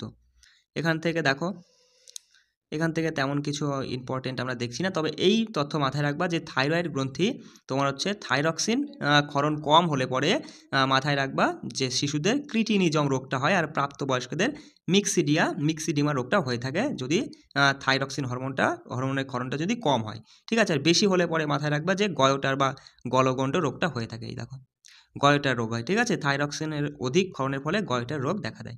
অ্যাড্রিনাল দেখো, অ্যাড্রিনাল হরমোন যেটা হচ্ছে অ্যাড্রিনাল গ্রন্থির মেডালা, এই তথ্যটা গুরুত্বপূর্ণ, মেডালা অঞ্চল থেকে অ্যাড্রিনালিন হরমোনটা নিঃসৃত হয়। ঠিক আছে, আর অ্যাড্রিনাল গ্রন্থি দুটি তোমার হচ্ছে বৃক্কের দুইটি বৃক্কের ওপরে অবস্থিত এই গ্রন্থিটা। ঠিক আছে, মাথায় থাকবে অ্যাড্রিনালকে তোমার হচ্ছে এপিনেফ্রিনও বলা হয়, এই তথ্যটা একটু মাথায় রাখবা। ঠিক আছে, তারপরে দেখো অ্যাড্রিনালিন প্রাণীদের সংকটকালীন বা তোমার মাথায় রাখবা যে জরুরিকালীন হরমোন নামেও পরিচিত। তাহলে যদি পরীক্ষা আসে যে নিম্নলিখিত কোন হরমোনটি প্রাণীদের সংকটকালীন বা জরুরিকালীন হরমোন বলা হয়, সেটা হচ্ছে অ্যাড্রিনালিন হরমোন। ঠিক আছে, এই তথ্যটা কিন্তু গুরুত্বপূর্ণ। আচ্ছা এখান থেকে এই তথ্যগুলো একটু দেখে নিও যে এই হরমোনের কাজগুলো একটু মাথায় রাখবা যে সংবহনতন্ত্রের উপর ক্রিয়া করে, শ্বাসতন্ত্রের উপর ক্রিয়া করে, পেশির উপর ক্রিয়া করে, রেচনতন্ত্রের উপর ক্রিয়া করে, আর বিপাকের উপরে ক্রিয়া করে। ঠিক আছে, যে রক্ত প্রবাহ সংকুচিত করে রক্তচাপ বাড়াতে সাহায্য করে তোমার এই অ্যাড্রিনালিন হরমোন। তার সাথে মাথায় রাখবা হৃৎপিণ্ডের গতিবিধিতে সাহায্য করে, কার্ডিয়াক আউটপুট বাড়াতেও কিন্তু সাহায্য করে। ঠিক আছে, এগুলো কিন্তু মাথায় রাখবা, এগুলো কিন্তু গুরুত্বপূর্ণ। ঠিক আছে, চলে আসে দেখো ইস্ট্রোজেনটা দেখে নাও একটু। ইস্ট্রোজেন হচ্ছে স্ত্রীলোকের ডিম্বাশয়ে পরিণত ডিম্বথলিতে থেকে ইস্ট্রোজেন হরমোনটা নিঃসৃত হয়। ঠিক আছে, আর তারপরে দেখে নাও প্রোজেস্টেরন, এটা মাথায় রাখবে যে স্ত্রীলোকের ডিম্বাশয়ের পিত্ত গ্রন্থি থেকে। ঠিক আছে, পিত্ত গ্রন্থি এবং প্লাসেন্টা থেকে তোমার এই প্রোজেস্টা হরমোনটা খরিত হয়। ঠিক আছে, আর টেস্টোস্টেরনটা একটু দেখে নাও, এটা হচ্ছে শুক্রাশয় লেডিকের অন্তর্কোষ থেকে তোমার টেস্টোস্টেরন হরমোনটা নিঃসৃত হয়। অন্তর্কোষ মানে মাথায় রাখবে শুক্রাশয় লেডিকের অন্তর্কোষ থেকে টেস্টোস্টেরন হরমোন তোমার হচ্ছে নিঃসৃত হয়। এগুলো একটু দেখে নিও। চলো এবার আমরা দেখবো, দেখো তোমার হচ্ছে পর্যায় সারণী, এই টপিকটা নিয়ে একটু আলোচনা করে নিই। ঠিক আছে, দেখো সবার প্রথমে মাথায় রাখবা ত্রয় সূত্র কার, এই ত্রয় সূত্র হচ্ছে ডোভেরিয়ান। ঠিক আছে, ডোভেরিনার, মাথায় রাখবা ডোভেরিনারের হচ্ছে এই ত্রয় সূত্র। তা দেখো এই ডোভেরিনার কীভাবে মৌলগুলো মানে পর্যায় সারণীতে যে মৌলগুলো রয়েছে এই মৌলগুলোকে তিনি কিভাবে সাজিয়েছিলেন, তিনি তিনটে মৌলকে নিয়ে একটা ছন্দ করেছিল। মানে কেমন, মানে প্রথম মৌল 1 নম্বর মৌলটা 3 নম্বর মৌলটা যোগ করে যেটা হবে মানে এদের যোগ করে যেটা হবে তার অর্ধেক, মানে মোদ্দা কথা যে প্রথম মৌল আর তৃতীয় মৌলের গড় যা হবে সেইটাই হবে মাঝখানের 2 নম্বর মৌলটা। বুঝতে পারছো আমি কি বলতে চাইছি? এইভাবেই কিন্তু এই ডোবেরিনার তিনি পর্যায় সারণীতে মৌলগুলো সাজিয়েছিল, কিন্তু এইভাবে কাজটা মানে ঠিকঠাক হয়নি। বেশ কিছু মৌল সাজানোর পরে আর মিলছিল না, সেই জন্য তিনি ব্যর্থ হয়ে গিয়েছিল। তারপরে আসে অষ্টক সূত্র। দেখো নিউল্যান্ডের এই অষ্টক সূত্রকার, মাথায় রাখবা নিউল্যান্ড আবার কি করে, তিনি আবার অষ্টক সূত্র মানে প্রকাশ করেন। তিনি বলেন যে ১ নম্বর মৌল আর ৮ নম্বর মৌলের মাঝে একটা সম্পর্ক রয়েছে, এইভাবে সাজায়। যেমন এখানে দিয়ে দিয়েছে দেখো যে লিথিয়ামের সাথে তোমার সোডিয়ামের একটা সম্পর্ক রয়েছে, মানে ৮ নাম্বার ১ নম্বরে যে মৌলটা আছে ঠিক ৮ নাম্বার মৌলটার মধ্যে সেই একই মানে ধর্ম বিরাজমান। এরপরে আবার সেই ২ নম্বরটার সাথে ৯ নম্বর মিল, মানে বুঝতেই পারছো আমি কী বলতে চাইছি। এখানে দেখো ওরা বলেছে যে বেরিলিয়াম, বিই মানে বেরিলিয়ামের সঙ্গে ম্যাগনেসিয়ামের মিল রয়েছে, তারপরে বোরনের সঙ্গে অ্যালুমিনিয়ামের মিল রয়েছে, ঠিক আছে। এইভাবে কিন্তু তোমার হচ্ছে নিউল্যান্ড তার অষ্টক সূত্রের মাধ্যমে সাজিয়েছিল, কিন্তু সমস্ত মানে মৌলগুলোকে তিনি ঠিক করে সাজাতে পারেনি, বুঝতে পারছো, তাই জন্য সেটাও কার্যকর হয়নি। একটু দেখে নাও, ১ মিনিট। হ্যাঁ, তারপর ১ মিনিট। আচ্ছা দেখো, তারপরে আসে ম্যান্ডেলিভ নিয়ে আসেন তার পর্যায় সূত্র, ঠিক আছে। তাহলে পর্যায় সূত্রটি কার? ম্যান্ডেলিভের। ট্রয় সূত্র হচ্ছে ডোবেরিনার, আর অষ্টক সূত্র হচ্ছে নিউল্যান্ড। এগুলো কিন্তু মাথায় রাখবে। দেখো ম্যান্ডেলিভ কিন্তু পারমাণবিক গুরুত্বের উপর ভিত্তি করে তার মৌলগুলোকে সাজিয়েছিল, ঠিক আছে। এখানে মাথায় রাখবে, তথ্যটা গুরুত্বপূর্ণ, যে বিভিন্ন মৌলের ভৌত রাসায়নিক ধর্মগুলি তাদের পারমাণবিক গুরুত্ব বাড়ার সঙ্গে সঙ্গে পর্যায়ক্রমে পুনরাবৃত্ত হয়। এই তথ্যটা দিয়েই তিনি মানে ম্যান্ডেলিভ তিনি এই পারমাণবিক গুরুত্বের উপর ভিত্তি করেই কিন্তু মৌলগুলোকে সাজিয়েছিলেন, ঠিক আছে। তিনিই কিন্তু সফল ছিলেন একমাত্র যিনি আর কি সঠিকভাবে মৌলগুলোকে সাজাতে পেরেছিলেন, ঠিক আছে। তা মাথায় রাখবা যে ম্যান্ডেলিভ যে মৌলগুলিকে সাজিয়েছিল তার থেকে আমরা কি উপকার পেয়েছি আর কি, মাথায় রাখবা যে পর্যায় সারণীতে মৌলগুলির সুশৃঙ্খল শ্রেণীবিভাগের ফলে মৌলগুলির ধর্ম অধ্যয়ন সহজ হয়েছে। তারপরে পর্যায় সারণীর সাহায্যে কোনো মৌলের পারমাণবিক গুরুত্ব সংশোধন করা সম্ভব হয়েছে। তারপরে পর্যায় সারণীতে তিনি যেভাবে সাজিয়েছেন তার কারণে আমরা নতুন মৌল আবিষ্কার করতে সম্ভব হয়েছি, ঠিক আছে। ম্যান্ডেলিভ মোটমাট ৬৫টি মৌলগুলো তিনি সাজিয়েছিল, আর মাঝে মাঝে কিছু ফাঁকা জায়গা রেখে দিয়েছিল। তিনি বুঝতে পেরেছিলেন যে এমন কিছু মৌল আছে যেটা আবিষ্কৃত হয়নি, অবশ্য ভবিষ্যতে হতে পারে, সেই জন্য তিনি ফাঁকা জায়গা রেখে দিয়েছিলেন। সেই জন্য কিন্তু সেই মৌলগুলো আবিষ্কার করা সহজ হয়ে গেছে, বুঝতে পারছো। এই বিষয়টা মাথায় রাখবা। তার একটু ত্রুটি ছিল অবশ্য, সেই ত্রুটিটা হচ্ছে মাথায় রাখবা যে তিনি হচ্ছেন পর্যায় সারণীতে কয়েকটি সমধর্মী মৌলকে পৃথক শ্রেণীতে স্থান দিয়েছেন। একই ধর্মী মৌলকে একই জায়গায় রাখার বদলে মানে আলাদা জায়গায় স্থান দিয়েছে, যেমন কপার, মার্কারি। এরা হচ্ছে সমধর্মী মৌল হওয়া সত্ত্বেও তাদেরকে কপারকে প্রথম শ্রেণীতে রেখেছিল আর মার্কারিকে দ্বিতীয় শ্রেণীতে রেখেছিল। এই একটু আধটু ত্রুটি ছিল, ঠিক আছে। সেই জন্য পরবর্তীকালে দেখো বিজ্ঞানী মোসলে তিনি কি করেছিলেন, তিনি মৌলগুলোকে পারমাণবিক সংখ্যার উপর ভিত্তি করে কিন্তু সাজিয়েছিলেন। তাহলে এখানে মাথায় রাখবা, ১ মিনিট দেখে নাও, যে মৌলগুলির ভৌত এবং রাসায়নিক ধর্মগুলি তাদের পারমাণবিক সংখ্যা বাড়ার সঙ্গে সঙ্গে পর্যায়ক্রমে পুনরাবৃত্ত হয়। এই তথ্য দিয়েছিল কে? বিজ্ঞানী মোসলে, ঠিক আছে, মাথায় রাখবে কিন্তু। আচ্ছা দেখো, তাহলে এবার এখান থেকে একটা গুরুত্বপূর্ণ তথ্য মাথায় রাখবা যে বর্তমানে পর্যায় সারণীতে মোট ৭টি পর্যায় রয়েছে আর ১৮টা শ্রেণী। এই শ্রেণীটা এখানে হয়তো ওঠেনি, আমি বলে দিচ্ছি, একটু মাথায় রাখবা যে ৭টি পর্যায়ে ১৮টা শ্রেণী। দেখো এখান থেকে পরীক্ষায় প্রশ্ন আসে বস, এই ছকটা থেকে। দেখো এতগুলো মৌল কোনটা কোন স্থানে রয়েছে সেটা তো আমাদের মাথায় রাখা সম্ভব নয়, তবে এখান থেকে যেগুলো গুরুত্বপূর্ণ পরীক্ষা আসে আমি সেগুলো দিয়ে কিন্তু তোমাদের এমসিকিউ টাইপের প্রশ্ন তৈরি মানে দিয়ে দেবো, সেগুলো পড়ে নিবা। দেখো এখানে মাথায় রাখবে যে লম্ব বরাবর এগুলোকে শ্রেণী বলে, আর অনুভূমিক বরাবর রয়েছে পর্যায়, ঠিক আছে। মাথায় রাখবা ৭টি পর্যায়ের ১৮টা শ্রেণী রয়েছে। এবার এখানে দেখো পরীক্ষায় এমন প্রশ্ন আসবে, ধরো বললো যে হচ্ছে পর্যায় সারণীর হচ্ছে, বললো যে ম্যান্ডেলিভের পর্যায় সারণীর তোমার বললো যে চতুর্থ শ্রেণীর ৭ম পর্যায়ে চতুর্থ শ্রেণীতে কোন মৌলটা রয়েছে। তাহলে এই দেখতে পাচ্ছ যে চতুর্থ শ্রেণী আর ৭ম পর্যায়ে এইটা কোথায় গিয়ে মিলছে, এই জায়গা গিয়ে মিলছে, এই যে থোরিয়াম হয়ে যাবে তখন সঠিক উত্তর। বিষয়টা বুঝতে পারলে এরকম টাইপের প্রশ্ন কিন্তু দেয়, তো এইগুলো আমরা এমসিকিউ টাইপের প্রশ্ন হিসেবে পড়ে নেব, ঠিক আছে। এবার দেখো এখান থেকে পরীক্ষায় এরকম প্রশ্ন আসে, যেমন ক্ষার ধাতু কোনগুলো, ঠিক আছে। মানে পরীক্ষা আসবে যেমন ক্ষার ধাতুর মধ্যে কোনগুলো পড়ে, মাথায় রাখবা lithium, sodium, potassium, caesium, francium, এগুলো হচ্ছে ক্ষার ধাতুর মধ্যে পড়ছে, ঠিক আছে। আর হ্যালোজেন মৌল কোনগুলো, হ্যালোজেন মৌল হচ্ছে ফ্লোরিন, ক্লোরিন, ব্রোমিন, আয়োডিন, অ্যাস্টেটিন, এগুলো হচ্ছে হ্যালোজেন মৌল। নিষ্ক্রিয় গ্যাস হচ্ছে মাথায় রাখবা হিলিয়াম, নিয়ন, আর্গন, ক্রিপ্টন, জেনন, রেডন, এগুলো হচ্ছে নিষ্ক্রিয় গ্যাস বা নোবেল গ্যাস বলা হয় এদেরকে।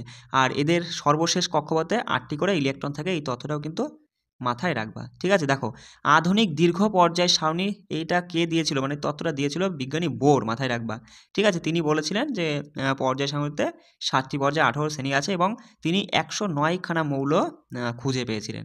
আর তার মতে সর্বশেষ মৌলটা ছিল মাইটনেরিয়াম, ঠিক আছে। এটা কিন্তু গুরুত্বপূর্ণ, মাথায় রাখবা।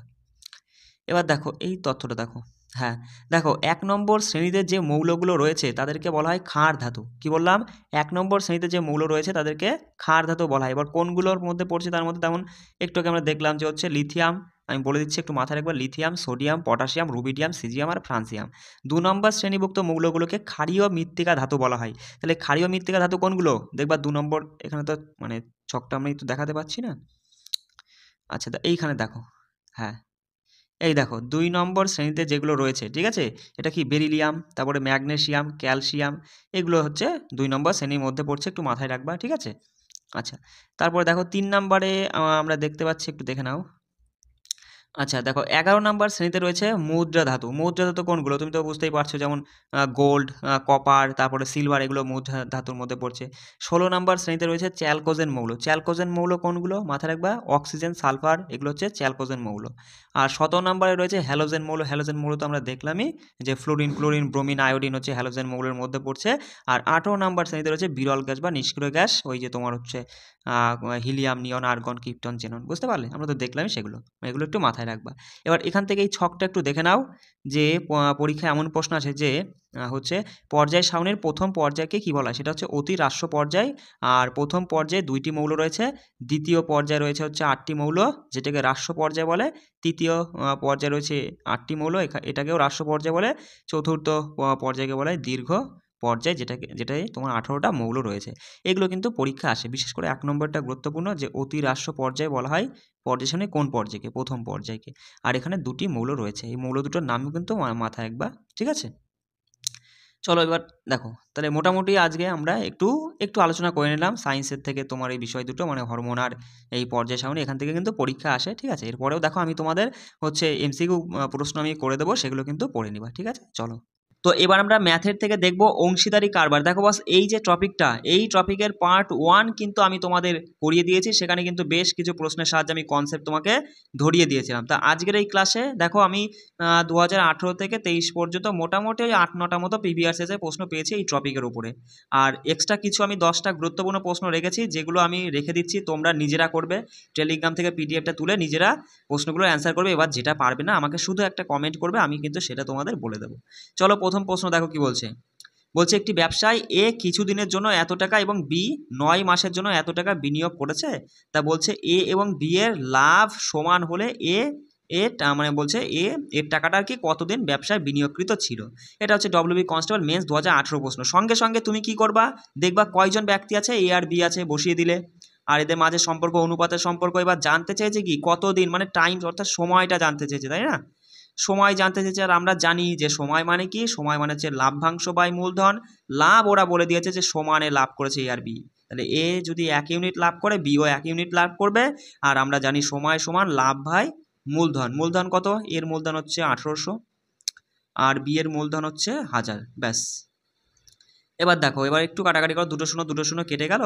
18 দেখো 2 দিয়ে কাটলে এদিকে 9, আর এদিকে হচ্ছে 5, মানে দাঁড়ালো কি 1/9 আর 1/5। আর আমরা তো জানি যে এই অনুপাতে যে সংখ্যা দুটো হবে সবসময় পূর্ণ সংখ্যা আসবে, এই ভগ্নাংশে আসলে হবে না। তাহলে পূর্ণ সংখ্যায় বানাতে গেলে এই 1/9, একটু মানে কি বলবো আর, এখানে করি, হ্যাঁ, এ আর বি পেয়েছি 1/9, লেখাগুলো একটু কষ্ট করে বুঝে নিব, আর 1/5। এবার দেখো আমরা কি করব, সঙ্গে সঙ্গে এই 9 আর 5-এর লসাগু করব, 5 নং 45, সেটা দিয়ে সবাইকে গুণ করে দেবো। 45 দিয়ে সবাইকে একটু লেখাগুলো দেখে নাও। 5 দিয়ে কাটলে এদিকে 9, 9 দিয়ে 45 কাটলে এদিকে 5, মানে এর সময়টা হচ্ছে 5 ইউনিট, আর বি এর সময়টা 1 মিনিট। বি এর সময়টা হচ্ছে 9 ইউনিট। এবার ওরা বলছে বি, দেখো বি 9 মাসের জন্য বিনিয়োগ করেছে, অর্থাৎ দেখছি যে 9 ইউনিট আমরা পেয়েছি, বি সমান 9 ইউনিট। তাহলে 9 ইউনিট যদি 9 মাস হয়, তাহলে 1 ইউনিট 1 মাস, মানে এর হচ্ছে 5 ইউনিট 5 মাস। বিষয়টা কি তুমি বুঝতে পারলে? অপশান 1 কিন্তু এখানে সঠিক উত্তর। পরের প্রশ্ন দেখো কি বলছে।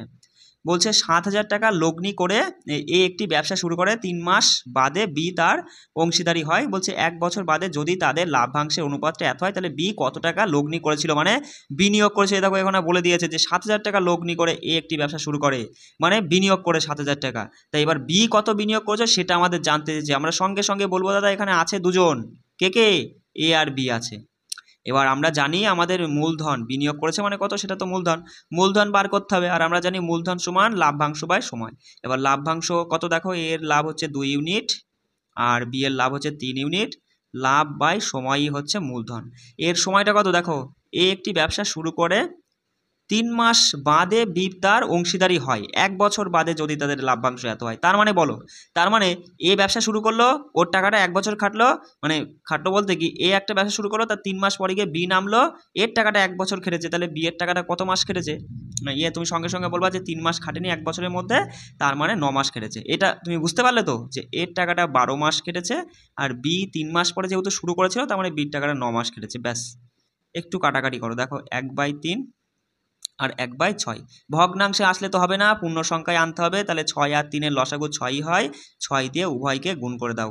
দেখো 3 দিয়ে কাটলে এটা 2 হচ্ছে, 6 দিয়ে 6 কাটলে 1, মানে এটা আমরা পেলাম মূলধনের অনুপাত। এ যদি 1 ইউনিট ইনভেস্ট করে, বি ইনভেস্ট করেছিল 2 ইউনিট।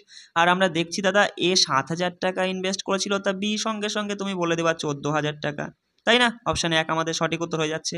শুধু একটু কষ্ট করে বুঝে নাও, লেখাটা অতটা ভালো আমি করতে পারছি না। বলছে দেখো, অজয় ও অনিল একটি যৌথ ব্যবসায় অংশীদারি। বলছে অজয় ব্যবসায় এত টাকা 4 মাসের জন্য বিনিয়োগ করে এবং অনিল বাকি 4 মাসের জন্য তোমার হচ্ছে 4 মাসের জন্য কোনো একটা টাকা বিনিয়োগ করে। বলছে বছর শেষে অনিল যদি লাভের এত % পায়, তাহলে অনিল কত টাকা নিয়োগ করেছিল? সঙ্গে সঙ্গে তুমি বলবা দাদা এখানে কে কে আছে? অজয় আছে আর অনিল আছে, তাই তো? অনিল, একটু লেখাগুলো দেখে নাও। এবার আমাদের জানতে চেয়েছি কি, যে অনিল কত টাকা নিয়োগ করে, মানে মূলধন জানতে চেয়েছে, তাই তো? তাহলে আমরা জানি মূলধন সমান লাভ্যাংশ বাই সময়। তাহলে এবার দেখো লাভ্যাংশ তুমি বার করো। দেখো অনিল যদি লাভের 20% পায়, লাভের 20% মানে কি? 20% মানে 20/100 কাটলে পরে 1/5, মানে 5 যদি লাভ হয় তার মধ্যে 1 পেয়েছে অনিল, তাহলে বাকি 4 পাবে অজয়। এই হয়ে গেল লাভ। আর আমরা জানি মূলধন সমান লাভ বাই সময়। দেখো দেখো এবার অজয় এত টাকা 4 মাসের জন্য, অজয় এত টাকা 4 মাসের জন্য, সে টাকা যাই হোক পরে দেখছি। আর হচ্ছে বলছে বাকি, বলছে অনিল বাকি 4 মাসের জন্য, বাকি 4 মাস মানে শেষের দিক থেকে 4 মাসের জন্য অনিল তোমার হচ্ছে কোনো একটা টাকা লাগিয়েছে। যাই হোক, দেখো আমরা এবার তাহলে কী করবো, সঙ্গে সঙ্গে কাটাকাটি করলে এদিকে দেখো, কাটাকাটি করা বলতে কি, এদের তুমি যদি হচ্ছে নিচে নিচে 4 4 কেটে গেল, তাহলে অনুপাত কি থাকছে? অজয়ের অনিলের অনুপাত থাকছে 4:1, তাই তো? তাহলে তুমি সঙ্গে সঙ্গে বলবা যে অজয়ের মূলধনের অনুপাত হচ্ছে 4 ইউনিট আর অনিলের মূলধনের অনুপাত 1 ইউনিট, তাই তো? তাহলে আমরা দেখছি যে আসলে অজয় 8,000 টাকা ইনভেস্ট করেছিল, তাহলে 4 ইউনিট সমান যদি 8,000 হয়, 1 ইউনিট সমান সঙ্গে সঙ্গে বলবা দাদা 2,000 টাকা। তুমি কি বুঝতে পারছো প্রশ্নগুলো? যদি বুঝতে না পারো অবশ্যই কিন্তু আমাকে কমেন্ট করবা। এখানে 2,000 সঠিক উত্তর। চলো পরের প্রশ্নটা আমরা একটু দেখে নেওয়ার চেষ্টা করব। বলছে দেখো, এ, বি এবং সি একটি যৌথ ব্যবসার অংশীদারি। এ মূলধনের 1/3 দেয়, বি দেয় এ এবং সি এর দেওয়া মূলধনের সমান মূলধন। যদি বছর আনতে মানে বছর শেষে লাভের পরিমাণটা এত টাকা হয়, তাহলে সি এর লাভ্যাংশ কত? কি চেয়েছে? লাভ্যাংশ অর্থাৎ প্রফিট চেয়েছে। কে কে আছে? এ আছে, বি আছে আর সি আছে। এবার প্রফিট অর্থাৎ লাভ্যাংশ বার করতে গেলে আমরা কি জানি? মূলধন ইন্টু সময় করতে হবে। এবার দেখো সময়টা ওরা বলেই দিয়েছে যে বছর শেষে আমরা দেখব মূলধনটা কত। দেখো কি বলছে, ভালো করে বোঝো। বলছে এ হচ্ছে মূলধনের 1/3 দেয়, মানে মূলধন যদি মোটমাট 3 ইউনিট হয়, তার 1 ইউনিট দেয়। আমরা দেখো সুবিধার জন্য আমি ধরলাম যে মূলধনটা 300 টাকা, মানে টোটাল মূলধন হচ্ছে 300 টাকা, তাহলে 300-র 1 ইউনিট মানে 1 ভাগ 100 টাকা, 3 ভাগের 1 ভাগ। বিষয়টা বুঝতে পারছো? 300-র 3 ভাগের 1 ভাগ মানে 100 টাকা হলো, এ দিয়েছে। এবার ওরা বলছে বি দেয় এ আর সি এর দেওয়া মূলধনের সমান মূলধন। এ আর সি যা দেবে সেইটা হচ্ছে বি একাই দেবে। তার মানে তুমি বলো 100 টাকার সঙ্গে আর কি নিবা? এখানে তুমি যদি 50 টাকা নাও, 150 টাকা হচ্ছে, তাহলে এই 100 আর 50 150 টাকা, এই 150 টাকা বি একাই দিচ্ছে। এটা আমরা কি করে বললাম? দেখো সবগুলো যোগ করলে কিন্তু 300 টাকা চলে আসছে, আমরা ধরেছিলাম যে 300 টাকা। তাহলে এদের রেশিও করলে তুমি সঙ্গে সঙ্গে বলবা দাদা 50 দিয়ে যদি কাটি 2, এদিকে হচ্ছে 3 আর এদিকে হচ্ছে 1। এবার এইটাই হয়ে গেল তাদের লাভ্যাংশের অনুপাত। এবার আমরা দেখতে পাচ্ছি তাদের মোট লাভের পরিমাণ 900 টাকা, আর এখানে দেখছি হচ্ছে 5 আর 6 ইউনিট সমান যদি 900 হয়, 1 ইউনিট কত? সঙ্গে সঙ্গে কেটে বলবা 6×15 হচ্ছে 90 আর 0 150 টাকা। 1 ইউনিট সমান যদি 150 টাকায় সি এর লাভ্যাংশ, সি এর ইউনিট কত? 1, অর্থাৎ 150 টাকায় আমাদের সঠিক উত্তর। বিষয়টা বোঝা গেল? অপশান 4। চলো পরের প্রশ্ন দেখো, এটা হচ্ছে WBB লেডি কনস্টেবল প্রিলিমস 2023-এর প্রশ্ন। বলছে এ, বি এবং সি এই অনুপাতে তোমার হচ্ছে মূলধন বিনিয়োগ করে ব্যবসার শেষে এত টাকা লাভ হলে বি এর পরিমাণ কত? সঙ্গে সঙ্গে তুমি বলবা দাদা কে কে রয়েছে? এ, বি আর সি রয়েছে। আমাদের হচ্ছে লাভ বার করতে বলেছে, আর আমরা তো জানি যে মূলধন বাই সময়, মূলধন ইন্টু সময়। মূলধন দেখো এর মূলধন কত? 1/4 আর 1/3 আর 1/3 টু, তাই তো? এবার দেখো সময়টাও ওরা বলে দিয়েছে বছর শেষে, আমাদের সময় এখানে না লাগলেও হবে, কিন্তু আমরা দেখতে পাচ্ছি যে ভগ্নাংশে রয়েছে, আর আমরা জানি একটা পূর্ণ সংখ্যায় আমাদের করতে হবে অনুপাতের রেশিও সবসময়, তাই না?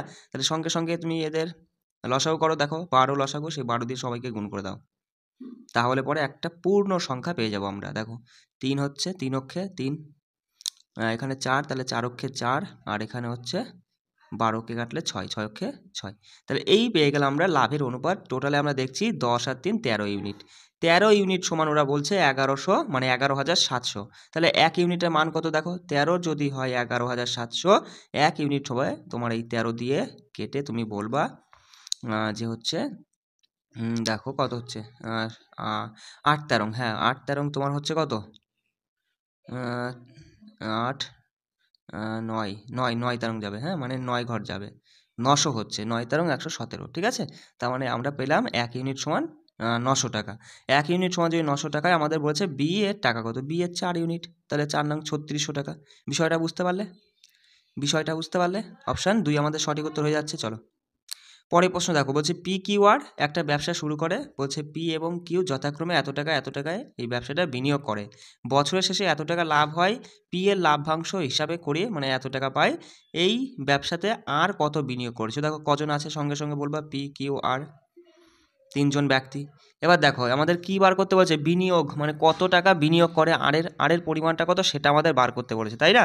এবার দেখো, এবার আমরা এখান থেকে দেখো, এখানে তুমি তো লাভের অনুপাতটা বার করতে পারছো না, তুমি এখান থেকে একটা জিনিস দেখো যে পি হচ্ছে 2560 টাকা ইনভেস্ট করেছিল, আর কিউ হচ্ছে 2000 টাকা, আর কত ইনভেস্ট করেছে সেটা আমরা জানি না, তাই না? এবার এদের দুজনা দেখো, এই পি আর কিউ যে টাকাটা ইনভেস্ট করে সেখান থেকে আমরা দেখতে পাচ্ছি যে পি লাভ করে কত। দেখো পি যদি আমরা এদের দুজনের যদি আমরা প্রফিট অর্থাৎ লাভের অনুপাত বার করি, সঙ্গে সঙ্গে বলবা 0 0 কাটলো, এবার এখানে তুমি হচ্ছে কত দিয়ে কাটবা, দেখো তুমি এটাকে যদি 4 দিয়ে কাটো, 4 দিয়ে কাটলে হচ্ছে 4 ছক 24, 4 চারা 16, আর 4 5 20, 50 হচ্ছে, তাই না? তাহলে এখানে আবার 4 দিয়ে যাচ্ছে না, 2 দিয়ে কাটো, দেখো 2 দিয়ে কাটলে হচ্ছে এখানে 25 হচ্ছে, আর এখানে হচ্ছে 32 হচ্ছে, তাই তো?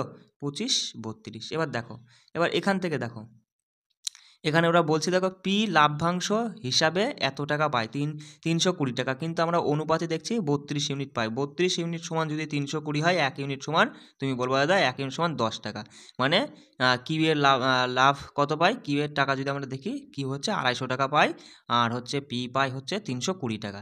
তাহলে বলো দেখো টোটালে মোট বছর শেষে এত টাকা লাভ হয়, মানে 1105 টাকা, তার মধ্যে 320 আর 250, 300 200 500, 550 70, 570 টাকা যদি তুমি এখান থেকে বাদ দিয়ে দাও, 570 টাকা যদি তুমি বাদ দাও 1100 থেকে, 1105 টাকা থেকে, কত থাকছে বলো? সঙ্গে সঙ্গে বলবা যে হচ্ছে দাদা 530 আর 5 35, 535 টাকা থাকছে।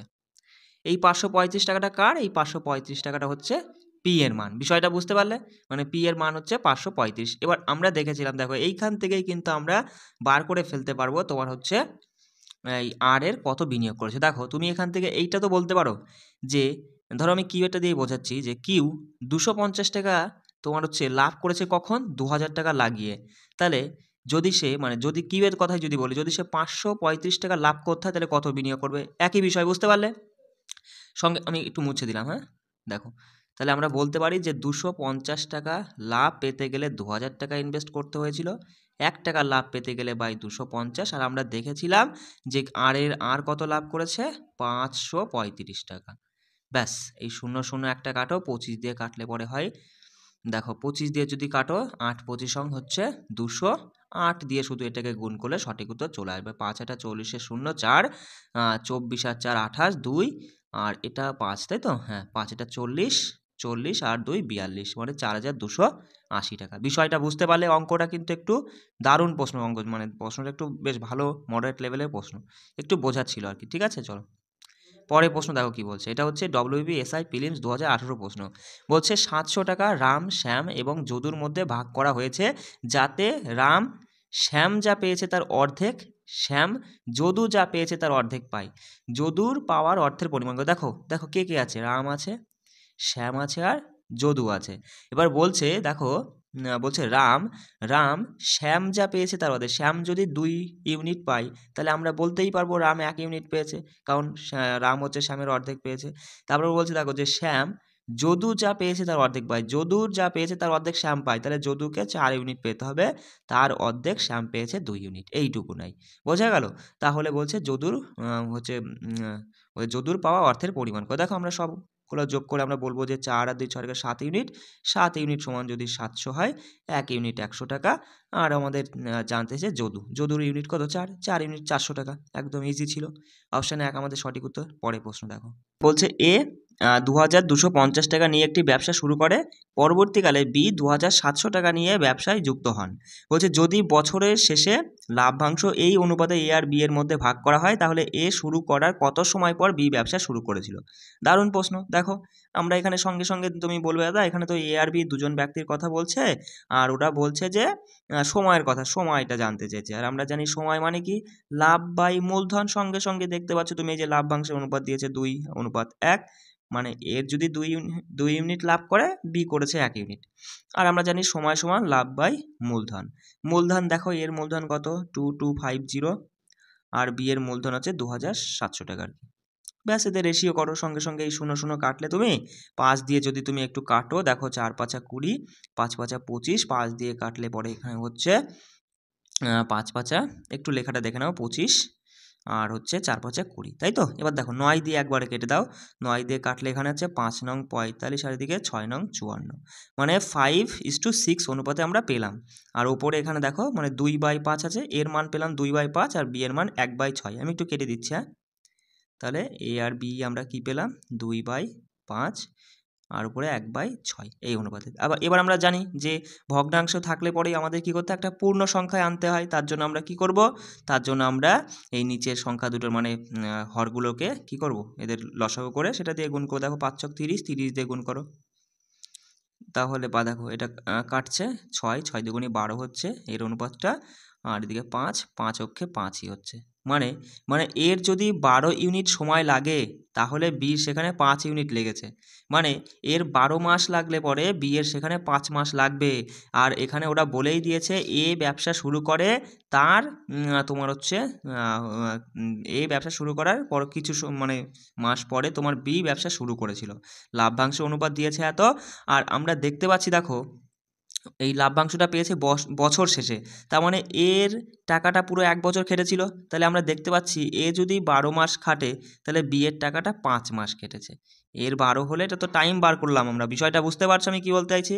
এর 12 মাস খাটলে বি এর 5 মাস খেটেছে, আর এদের পার্থক্যটাই আমাদের জানতে চেয়েছে, মানে কত মাস পরে গিয়ে বি ব্যবসায় নেমেছিল। দেখো সঙ্গে সঙ্গে যদি বি এর টাকাটা 5 মাস খাটে, তাহলে প্রথম যে 7 মাসটা, সেই 7 মাস কিন্তু বি মানে টাকা কাটিয়েছিল না। বিষয়টা বুঝতে পারছো আমি কি বলতে চাইছি। তাহলে অপশন 1 আমাদের সঠিক উত্তর, যে 7 মাস হয়ে যাবে। চলো দেখো এবার আমি তোমাদের জন্য কিছু প্রশ্ন রেখেছি, ঠিক আছে। এই প্রশ্নগুলো তোমরা নিজেরা করবা, হ্যাঁ। আর নিচে উত্তরও দিয়ে দিয়েছি, ঠিক আছে। তারপরে কিন্তু যেটা পারবে না সেটা আমাকে কমেন্টে জানাবা, ঠিক আছে। চলো এবার আমরা জিআই থেকে আজকে দেখব আসন বিন্যাস। দেখো বস, এই যে আসন বিন্যাস অর্থাৎ সিটিং অ্যারেঞ্জমেন্ট, এই টপিক থেকে কিন্তু পরীক্ষায় প্রশ্ন হবেই, একটা না একটা প্রশ্ন এখান থেকে তুমি পাবাই। এবার এখানে দেখো এখানে কোনো নির্দিষ্ট কোনো শর্টকাট ট্রিক্স নেই যে তুমি এই শর্টকাটে গেলে পরে খুব তাড়াতাড়ি সমাধান করতে পারবে। এখানে কিন্তু তোমাকে একটা প্রশ্নে 1 মিনিট করে সময় তোমাকে দিতে হবে। এবার এখানকার এই প্রশ্নগুলো তুমি যেমনভাবে বলবে ঠিক সেইভাবে পড়বা, ঠিকঠাক মতো বসাতে বসাতে যাবা, অটোমেটিক্যালি দেখবা সঠিক উত্তর বেরিয়ে যাবে। বিষয়টা বুঝতে পারছো। চলো আমরা বেশ কিছু প্রশ্নের মাধ্যমে বিষয়টা বুঝে নেব, তারপরে আমি এক্সট্রা কিছু প্রশ্ন রেখেছি, সেগুলো কিন্তু তোমরা নিজেরা করার চেষ্টা করবা। দেখো প্রথম প্রশ্নটা কি বলছে, বলছে যে 6 জন সহকর্মী দিয়েছে, এরা দক্ষিণ দিকে মুখ করে এক সারিতে বসে আছে। বেশ ভালো কথা, আমি এইটাকে ধরলাম যে সাউথ, দক্ষিণ দিক, এই দিকটা আর কি, ঠিক আছে। তাহলে সবাই এখানে এখানে বসে রয়েছে, দক্ষিণ দিকে মুখ করে বসে আছে। বলছে দেখো প্রথমে কি বলছে, আমরা পড়তে পড়তে যাব আর বসাতে বসাতে যাব। বলছে সি এর ঠিক ডান দিকে জেড বসে আছে। সি এর ঠিক ডান দিকে মানে সি এর পরেই, ডান দিক কোন দিকে দিক পড়ছে সি এর, তাহলে সি এর পরেই বসে আসবে। এদের মাঝখানে কোনোদিন কখনো কেউ বসতে পারবে না। তাই বলছে যে সি এর ঠিক ডান দিকে জেড বসে আছে। ভালো কথা। বলছে সি একটি প্রান্তে বসে আছে। সি যদি একটি প্রান্তে বসে থাকে, সি যদি একটি প্রান্তে বসে থাকে, তাহলে পরে আমরা বলতে পারবো দেখো সি যদি একটি প্রান্তে বসে তাহলে কখনোই সির এই পাশে বাকি চারজন হবে না। তাহলে সি এর কোন পাশে বাকি চারজন হবে? এই পাশে হবে, কারণ ছজনের মধ্যে, তাই না? কারণ এই পাশে চারজন হলে পরে জেড হয়ে যেত সবার লাস্টে। বিষয়টা বুঝতে পারলে? এবার চলে আসি পরের পয়েন্ট কি বলছে দেখো, বলছে বি এর ডান দিকে তৃতীয় স্থানে এ বসেছে। বি, এই যে বি এর কোন দিকে? বি এর ডান দিকে তৃতীয় স্থানে, বি এর ডান দিকে 1 2 3 নাম্বার স্থানে বসেছে এ। বেশ ভালো কথা। এবার দেখো তারপরে কি বলছে। হ্যাঁ, বলছে যে বি এর পাশে এক্স বসে নেই। বি এর পাশে এক্স বসে নেই মানে এক্সটা এই জায়গায় বসে আছে, তাই না? বলছে এ এর ঠিক বাঁদিকে কে বসে আছে, এবার তুমি আমায় বলো। দেখো দেখো এখানে কজন হয়েছে সেইটা আগে দেখো। তুমি এখানে দেখতে পাচ্ছ দাদা, এখানে দেখতে পাচ্ছি 1 জন 2 জন 3 জন 4 জন, আর এই যে জেড আর সি মানে এইটাই নিচে নেমে যাবে, এইগুলোই নিচে নেমে যাবে। বিষয়টা বুঝতে পারলে? তাহলে এইখানটায় কে বসবে? এইখানটায় বাকি রয়েছে কে? এখানে বাকি রয়েছে ওয়াই। ওয়াই এখানে বসে যাবে। এবার আমাদের জানতে চাইছে এ এর ঠিক বাঁদিকে কে? এ এর ঠিক বাঁদিকে কে রয়েছে? এক্স রয়েছে, ঠিক আছে? এক্স আমাদের সঠিক উত্তর হয়ে যাচ্ছে, অপশান 4। বিষয়টা বুঝতে পারলে? চলো পরের প্রশ্ন দেখো। বলছে 8 বন্ধু, এই যে 8 বন্ধু রয়েছে, যদি বলছে দুটি সারিতে একে অপরের দিকে মুখ করে বসে আছে, প্রত্যেকটি সারিতে 4 জন করে বসে আছে। এবার দেখো তাহলে তুমি এবার বসিয়ে দাও, একে অপরের মুখ করে বসে আছে মানে এইভাবে বসে আছে। বিষয়টা বুঝতে পারছো তো? চলো দেখো কি বলছে। আর এক একটা সারিতে 4 জন করে। সবার প্রথমে বলছে দেখো যে কিউ ও আর একে অপরের মুখোমুখি বসেছে। আচ্ছা বেশ ভালো কথা। Q R Q R Q R হচ্ছে আর একে অপরের মুখোমুখি বসেছে, ঠিক আছে। বলছে আর এস ও টি এর নিকটবর্তী। দেখো আর যদি এস আর টি দুজনার নিকটবর্তী হয়, তার মানে এস আর টি এর মাঝখানে থাকতে হবে। এস আর টি এর মাঝখানে তোমাকে আরকে রাখতে হবে। বলছে ডব্লু টি এর ঠিক বাঁদিকে বসেছে। টি এর ঠিক বাঁদিক কোনটা? এই পাশটা। এই পাশে ডব্লু তো বসতে পারবে না, কারণ এই পাশে তো আর বসে আছে। তাহলে সঙ্গে সঙ্গে তুমি এর আগের পয়েন্টে দেখো, দেখো আর আর এস ও টি এর নিকটবর্তী, তার মানে টিটা আমরা এ পাশেও রাখতে পারতাম, এসটা এ পাশে রাখতে পারতাম। বিষয়টা বুঝতে পারলাম আমি কি বলতে চাইছি? তাহলে এইটা তুমি বাদ দাও, এখানে আমি নতুন করে দিচ্ছি দেখো। তাহলে এই কিউ আর আর তো মুখোমুখি, টিটা আমি এপাশে রাখতে পারি, এসটা এপাশে রাখতে পারি, তবুও কিন্তু এই লাইনটা ঠিক হয়ে যাচ্ছে যে আর এস আর টি এর নিকটবর্তী। এবার ওরা বলছে যে ডব্লু টি এর ঠিক বাদিক, টি এর ঠিক বাদিক এই জায়গাটায় ডব্লু রয়েছে, এটা কিন্তু দেখো না, ঠিক আছে? বাদিক রয়েছে। বলছে ডব্লু ও ইউ কোনাকুনিভাবে একে অপরের বিপরীতে। কোনাকুনিভাবে একে অপরের বিপরীতে মানে এই সব জায়গায়, মানে এই জায়গাটায় ইউ রয়েছে, ডব্লু আর ইউ। ইউ এর মধ্যে এটা বলছে ভি ও কিউ পরস্পরের পাশাপাশি বসেনি, মানে এই কিউ এর পাশে ভি বসবে না, এই জায়গাটায় ভি বসবে না, তাহলে ভি এখানে বসবে, ব্যাস তাহলে হয়েই গেল। তাহলে আর বাকি থাকলো কে? তুমি সঙ্গে সঙ্গে বলবা দাদা আর বাকি থাকলো কে? দেখো তো কে বাকি থাকে? পি বাকি থেকেছে, তাহলে পি এখানে বসে যাবে। তাহলে বলছে টি এর মুখোমুখি কে? টি এর মুখোমুখি পি আমরা দেখতে পাচ্ছি, পি বাকি ছিল। অপশন দেখো, অপশনে 3 আমাদের সঠিক উত্তর। চলে আসি পরের প্রশ্নে। বুঝতে পারছো তো? এইভাবে পড়ে পড়ে নিজের ব্রেনটাকে কাজে লাগিয়ে কিন্তু এই টাইপের প্রশ্নগুলো সমাধান করতে হবে। এর কিন্তু শর্টকাট তুমি মানে কি বলবো, মানে শর্টকাট খুঁজে বার করতে যেও না, ভুল হয়ে যাবে। দেখো 7 জন ব্যক্তি ইনারা রয়েছেন, বলছে একটি সরল রেখায় দাঁড়িয়ে আছে। বলছে ডি জি এর ডান দিকে আছে, ঠিক আছে? আচ্ছা বেশ ভালো কথা। একটি সরলরেখায় দাঁড়িয়ে আছে আমরা, দেখো লেফট, এই দিকটা লেফট আর এই দিকটা রাইট, ঠিক আছে? মানে এই দিকটা ডান দিক আর এই দিকটা বাঁ দিক। এবার বলছে দেখো ডি জি এর ডান দিকে, জি এর লেখাটা একটু দেখে না, বসছে না ভালো। জি এর ডান দিকে ডি মানে এই জায়গাটায় রয়েছে। বলছে সি এ এবং বি এর মাঝখানে আছে, ঠিক আছে? ঠিক আছে, সি হচ্ছে এ আর বি এর মাঝখানে সি রয়েছে। এবার বলছে দেখো ই এফ এবং ডি এর মাঝখানে আছে। আবার ওরা বলছে যে ই এফ, দেখো এফ আর আমি এইখানটায় লিখি, এফ আর ডি। দেখো এফ আর ডি এর মাঝখানে যদি এই লাইনটা লেখার প্রয়োজন নেই, এখানে তুমি এখানেই বুঝতে পারছো যে এই জায়গাটায় ডি রয়েছে, তাই না? তাহলে এফ আর ডি এর মাঝখানে ই, তার মানে এইখানে এফ থাকবে আর এইখানে ই থাকবে। এই বিষয়টা কেন তুমি বুঝতে পারলে তো? যে ই এফ আর ডি এর মাঝখানে ডি তো এখানে বসেই ছিল, এফ আর এই ডি এর মাঝখানে ই গেল। তারপরে বলছে দেখো জি এবং বি এর মাঝখানে 3 জন ব্যক্তি বসে আছে। জি আর বি এর মাঝখানে 3 জন ব্যক্তি বসে আছে। এবার দেখো তুমি যদি এইটাকে তুলে এই দিকে বসাও, তাহলে দেখো তাহলে কিন্তু তোমাকে যদি উল্টো করেও লেখো, মানে এখানে এ সি বি লেখো, তবুও কিন্তু জি আর বি এর মাঝখানে 2 জন হচ্ছে, 3 জন হচ্ছে না। তার মানে তোমাকে এই জিনিসটাকে এই পাশে বসাতে হবে। আর সেটা কেমন হবে? এই আরটা কিন্তু আলাদা, মানে রাইট লেখার জন্য আমি আরটা ব্যবহার করেছিলাম, এটাও কিন্তু আলাদা। এইভাবে বসাতে হবে। আর কেমন করে বসাতে হবে দেখো, তিনজন রাখতে হবে, জি আর বি এর মধ্যে তিনজন রাখতে গেলে একজন, দুজন, তিনজন, মানে এখানেই হবে বি, তারপরে সি, তারপরে এ। বিষয়টা বোঝা গেল? এবার বলছে একদম বাঁদিকে কে দাঁড়িয়ে আছে, দেখো একদম বাঁদিকের কথা বলছে, লেফটের দিকে জি দাঁড়িয়ে আছে। চলো অপশান ২ আমাদের সঠিক উত্তর। চলে আসি পরের প্রশ্নে। দেখো ৭টি মেয়ে, ঠিক আছে, এই যে ৭টি মেয়ের নাম দিয়েছে, একটু দেখে নিও কারা কারা রয়েছে। বলছে কেন্দ্রের হ্যাঁ কেন্দ্রের বিপরীত দিকে একটি বৃত্তাকার টেবিলের চারপাশে বসে আছে।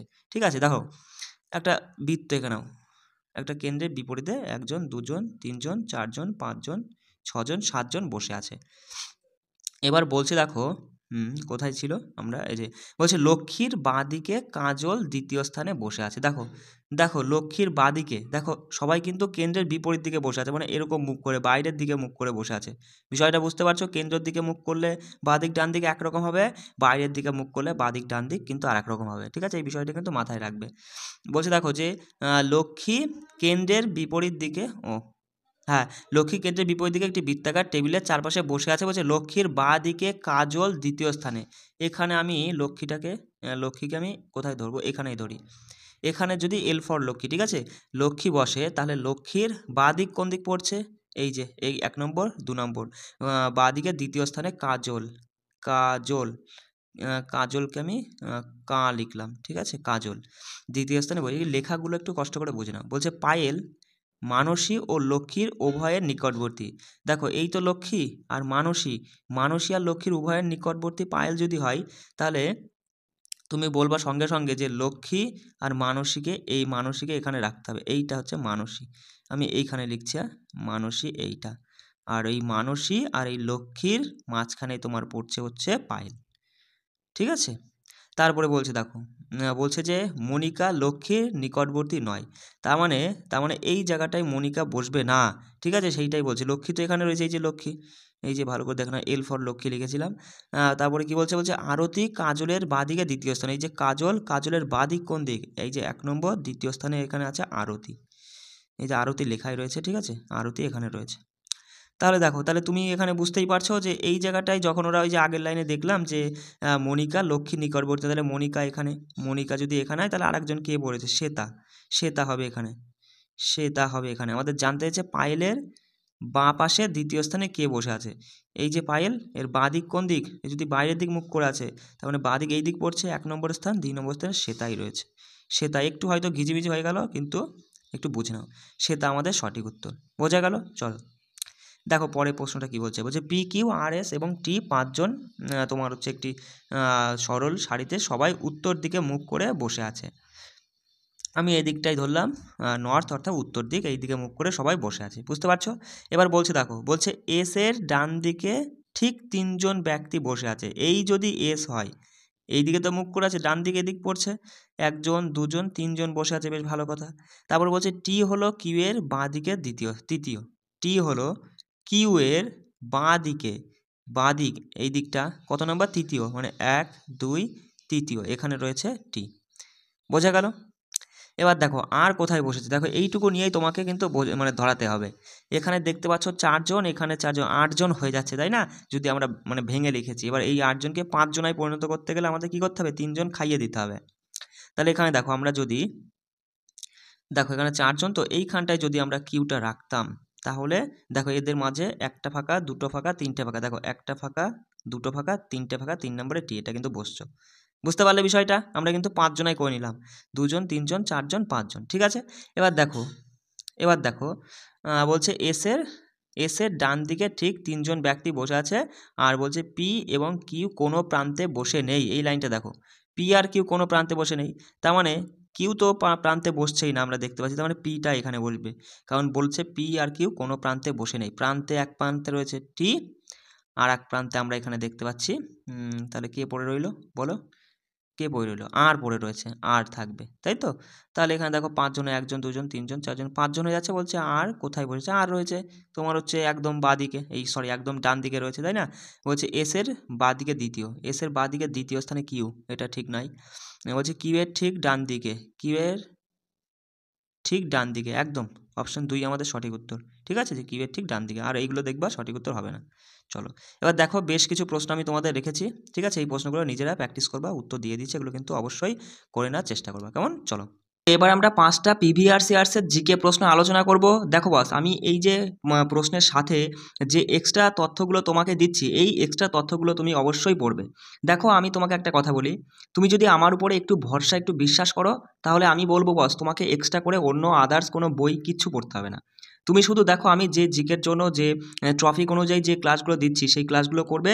তার সাথে পিভিআরসিআরসি এই যে 300টা প্রশ্ন, সাথে এক্সট্রা করে যে তথ্য, এইগুলো শুধু তুমি পড়ো না, এইগুলো পড়ো। ম্যাথের আর জিআইয়ের জন্য যে ক্লাসগুলো আমি করাচ্ছি পার ডেতে, সেই ক্লাসগুলো করো, এবং তার সাথে সাথে দেখো স্পেশাল কিছু ক্লাসগুলো আমি দিচ্ছি, সেগুলো করো। এর বাইরে তোমাকে কিছু করতে হবে না। এইটুকু একটু ভরসা রেখে আমার সঙ্গে, এইটুকু একটু বিশ্বাস রাখো, রেখে আমার সঙ্গে পুরো তোমার পড়ার প্রিপারেশনটাকে চালিয়ে যাও। ঠিক আছে, দেখো প্রথম একটা প্রশ্ন, এটা হচ্ছে আমরা আজকে আলোচনা করবো 5টা 2018 সালে যে ডব্লিউবি কনস্টেবল প্রিলিমসের যে এক্সামটা হয়েছিল, সেখানকার 5টা প্রশ্ন আজকে তুলেছি। দেখো, তা প্রথমে একটা প্রশ্ন কী ছিল, যে পাল বংশ কোথায় রাজত্ব করেছিল? তা সঠিক উত্তর মাথায় রাখবা, বাংলা ও বিহার ছিল পাল সাম্রাজ্যের প্রধান কেন্দ্রস্থল। ঠিক আছে, এবার অপশানে বিহার থাকলে বিহার, বাংলা থাকলে বাংলা। মোদ্দা কথা, বাংলা ও বিহার ছিল পাল সাম্রাজ্যের প্রধান কেন্দ্র।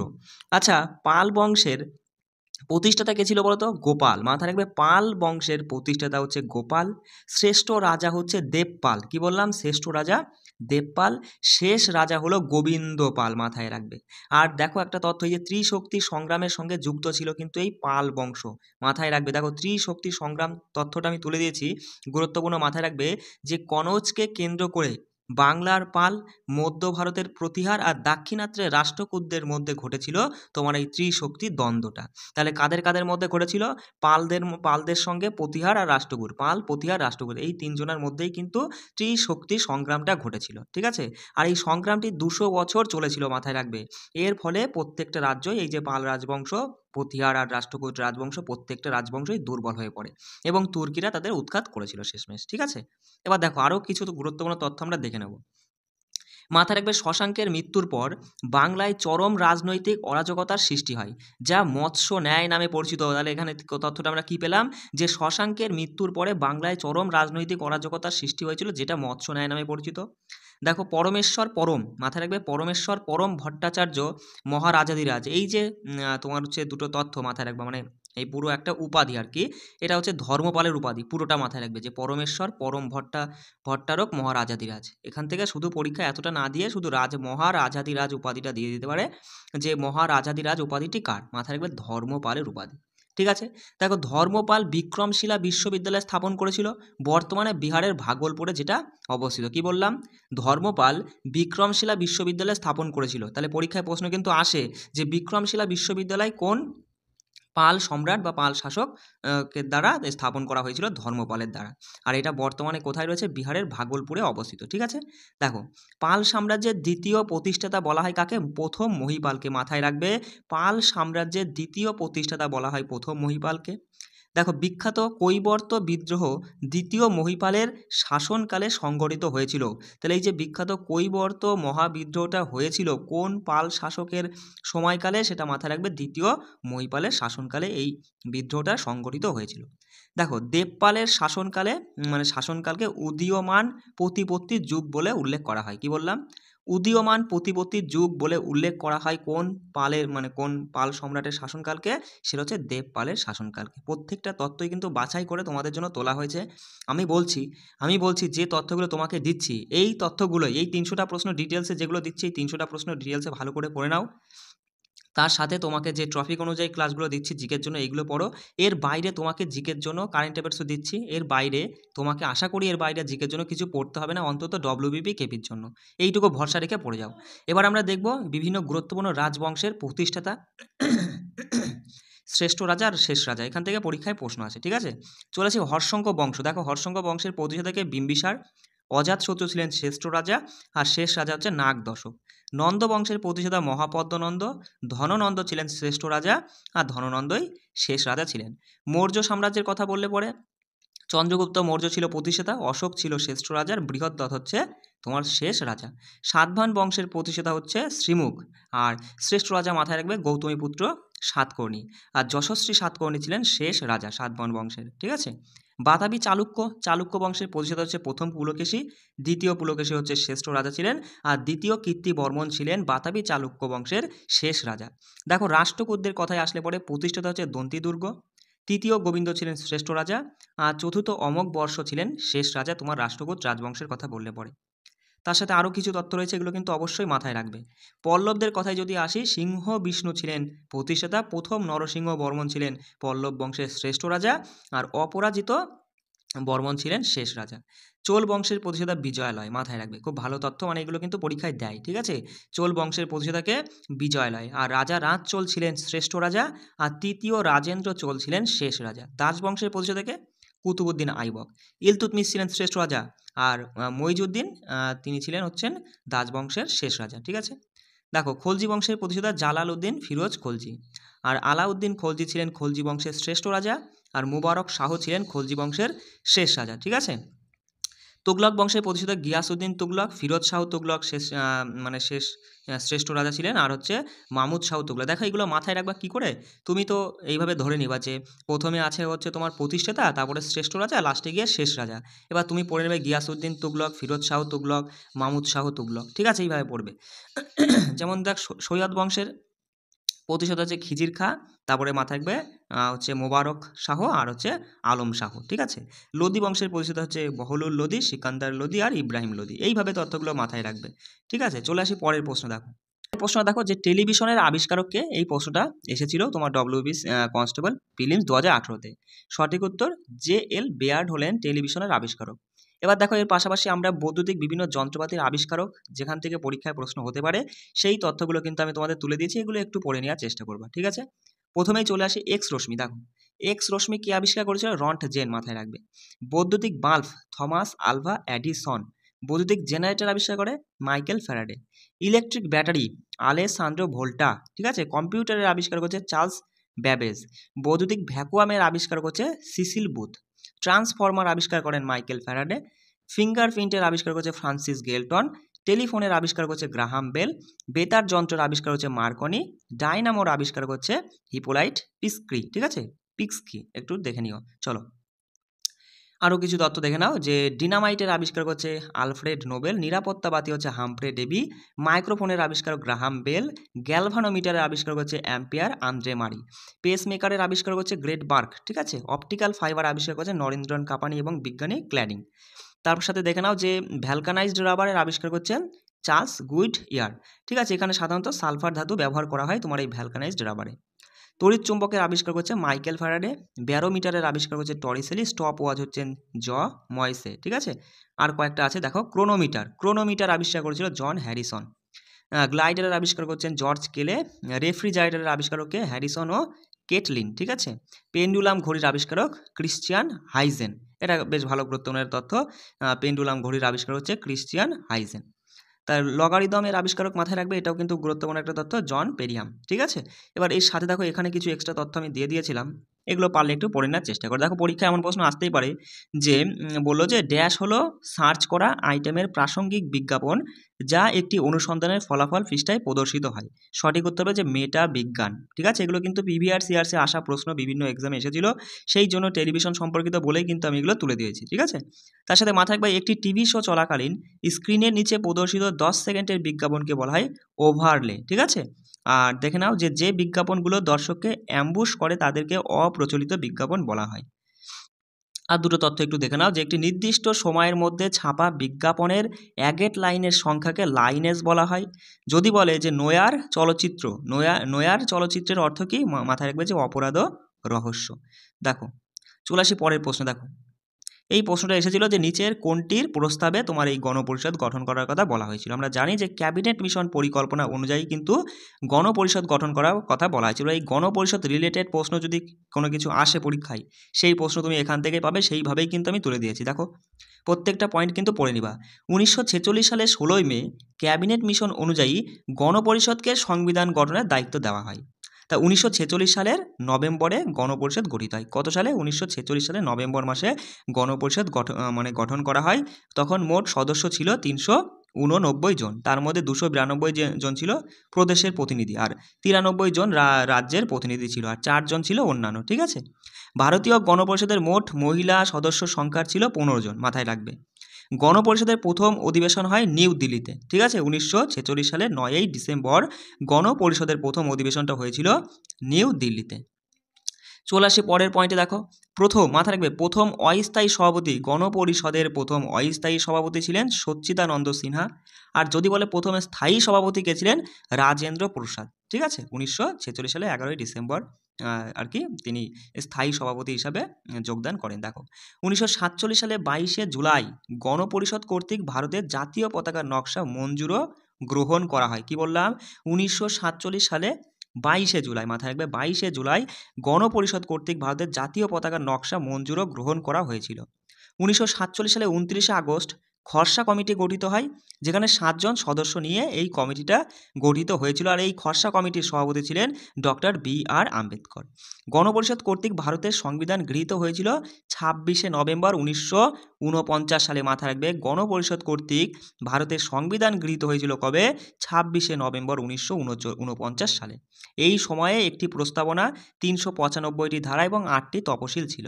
1950 সালে 24শে জানুয়ারি গণপরিষদের শেষ অধিবেশন হয়েছিল, আর এই দিন ভারতের জাতীয় সঙ্গীত গৃহীত হয় এবং ডক্টর রাজেন্দ্র প্রসাদকে ভারতের প্রথম রাষ্ট্রপতি হিসাবে নির্বাচন করা হয়েছিল। কি বললাম, 1950 সালে 24শে জানুয়ারি গণপরিষদের শেষ অধিবেশন হয়, আর সেই শেষ অধিবেশনেই, মাথায় রাখবে, ভারতের জাতীয় সঙ্গীত গৃহীত হয়েছিল এবং ডক্টর রাজেন্দ্র প্রসাদকে ভারতের প্রথম রাষ্ট্রপতি হিসাবে নির্বাচন করা হয়েছিল। চলে আসি পরের পয়েন্টে। ঠিক আছে, দেখো মাথায় রাখবে 1950 সালে 26শে জানুয়ারি সংবিধান কার্যকর হয়। কি বললাম, 1950 সালে 26শে জানুয়ারি সংবিধান কার্যকর হয় এবং ভারত একটি প্রজাতন্ত্র দেশে পরিণত হয়। তাই এই 26শে জানুয়ারি দিনটিকে আমরা প্রজাতন্ত্র দিবস হিসেবে পালন করি। সংবিধান রচনা করতে 2 বছর 11 মাস 18 দিন সময় লাগে, আর খরচ হয় প্রায় 64 লক্ষ টাকা, মাথায় রাখবে। এই সময় গণপরিষদে মোট 11টি অধিবেশন বা কমিটি অনুষ্ঠিত হয়েছিল, তা প্রত্যেকটি অধিবেশনে মোট কার্যক্ষম দিনের সংখ্যা ছিল 165 দিন, মাথায় রাখবে। এবার দেখো এই যে গণপরিষদের যে 11টি কমিটি, এই 11টা কমিটির চেয়ারম্যান থেকে কিন্তু পরীক্ষায় প্রশ্ন আসে, মাথায় রাখবে খসড়া কমিটি। খসড়া কমিটির চেয়ারম্যান ছিলেন ডক্টর বি.আর. আম্বেদকর। ঠিক আছে, কেন্দ্রীয় ক্ষমতা কমিটি আর তোমার হচ্ছে প্রাদেশিক শাসনতন্ত্রের কমিটি এবং কেন্দ্রীয় শাসনতান্ত্রিক কমিটি, 3টে কমিটিরই চেয়ারম্যান ছিলেন জওহরলাল নেহরু। কি বললাম, একবারে লিখে দিয়েছি, দেখো যে কেন্দ্রীয় ক্ষমতা কমিটি, প্রাদেশিক শাসনতন্ত্র কমিটি এবং কেন্দ্রীয় শাসনতান্ত্রিক কমিটির, এই 3টে কমিটির চেয়ারম্যান ছিলেন জওহরলাল নেহরু। মাথায় রাখবে স্টিয়ারিং কমিটি। স্টিয়ারিং কমিটি জাতীয় পতাকা সম্পর্কিত অ্যাড হক কমিটি, তার সাথে ফাইন্যান্স অ্যান্ড স্টক কমিটি, এই 3টে কমিটির চেয়ারম্যান ছিলেন আবার রাজেন্দ্র প্রসাদ। তার সাথে মাথায় রাখবে মৌলিক অধিকার সম্পর্কিত সংখ্যালঘু আদিবাসী বিষয় সংক্রান্ত পরামর্শদাতা কমিটি, এই দুটো কমিটির চেয়ারম্যান ছিলেন সর্দার বল্লভভাই প্যাটেল। পরীক্ষায় প্রশ্ন আসতেই পারে যে গণপরিষদের, বলে দিল যে গণপরিষদের আদিবাসী বিষয় সংক্রান্ত পরামর্শদাতা কমিটির চেয়ারম্যান কে ছিলেন, তখন সঠিক উত্তর করবা সর্দার বল্লভভাই প্যাটেল। মাথায় একবার সংখ্যালঘু সম্পর্কিত উপদেষ্টা কমিটির চেয়ারম্যান ছিলেন এইচ.সি. মুখার্জি। ঠিক আছে, মৌলিক অধিকার সংক্রান্ত সাব কমিটির চেয়ারম্যান ছিলেন জে.বি. কৃপালিনী, আর সবার কার্যাবলী সম্পর্কিত কমিটির চেয়ারম্যান ছিলেন জে.ভি. মাভালঙ্কার। ঠিক আছে, এগুলো কিন্তু গুরুত্বপূর্ণ, একটু মাথায় রাখবে। দেখো আরেকটা প্রশ্ন, এটা এসেছিল কি, যে কোন প্রাণী পশ্চিমবঙ্গের রাজ্যের প্রতীক। আমরা তো জানি যে পশ্চিমবঙ্গের রাজ্যের প্রতীক মানে প্রাণীর কথা বলছে, মানে জাতীয়, আমাদের পশ্চিমবঙ্গের জাতীয় পশুর কথা বলছে আর কি, সেটা হচ্ছে মেছো বিড়াল, তাই না। এবার দেখো পশ্চিমবঙ্গের জাতীয় ফুল কি, শিউলি ফুল, মাথায় রাখবে। জাতীয় ফল হচ্ছে আম, জাতীয় মাছ হচ্ছে রুই মাছ, জাতীয় খেলা হচ্ছে ফুটবল, আর জাতীয় পাখি হচ্ছে মাছরাঙা, জাতীয় বৃক্ষ হচ্ছে সাতিম, এগুলো কিন্তু মাথায় রাখবে। এবার দেখো পশ্চিমবঙ্গ রাজ্য সম্পর্কে একটু তথ্যটা জেনে নাও। দেখো পশ্চিমবঙ্গ রাজ্যটা সৃষ্টি হয় 1947 সালে, মোট আয়তন কত, 88,752 বর্গ কিমি। রাজ্যটি ভারতের পূর্ব দিকে অবস্থিত, আয়তনে বৃহত্তম জেলা, মানে পশ্চিমবঙ্গের বৃহত্তম জেলা কোনটি, দক্ষিণ 24 পরগনা। আর জনঘনত্বের বিচারে যদি বলা হয় পশ্চিমবঙ্গের বৃহত্তম জেলা কোনটি, সেটা হচ্ছে উত্তর 24 পরগনা জনঘনত্বের বিচারে। ক্ষুদ্রতম জেলা হচ্ছে কলকাতা, আর রাজধানী তো জানোই যে কলকাতা, প্রধান ভাষা হচ্ছে বাংলা ভাষা, রাজ্য নৃত্য হচ্ছে গৌড় নৃত্য। আর প্রথম মুখ্যমন্ত্রী কে, পশ্চিমবঙ্গের প্রফুল্লচন্দ্র ঘোষ। ঠিক আছে, আর দ্বিতীয় মুখ্যমন্ত্রী হচ্ছে বিধানচন্দ্র রায়, মাথায় রাখবে। প্রথম রাজ্যপাল হচ্ছে চক্রবর্তী রাজা গোপালাচারী, আর বর্তমানে 23টি জেলা রয়েছে। দেখো চলে আসি পরের পয়েন্টে। প্রশাসনিক বিভাগের দেখো, প্রশাসনিক বিভাগের সংখ্যা হচ্ছে 5টি, মাথায় রাখবে। রাজ্যসভার আসন সংখ্যা 16টি, লোকসভায় রয়েছে 42টি, আর বিধানসভার আসন সংখ্যা 294টি।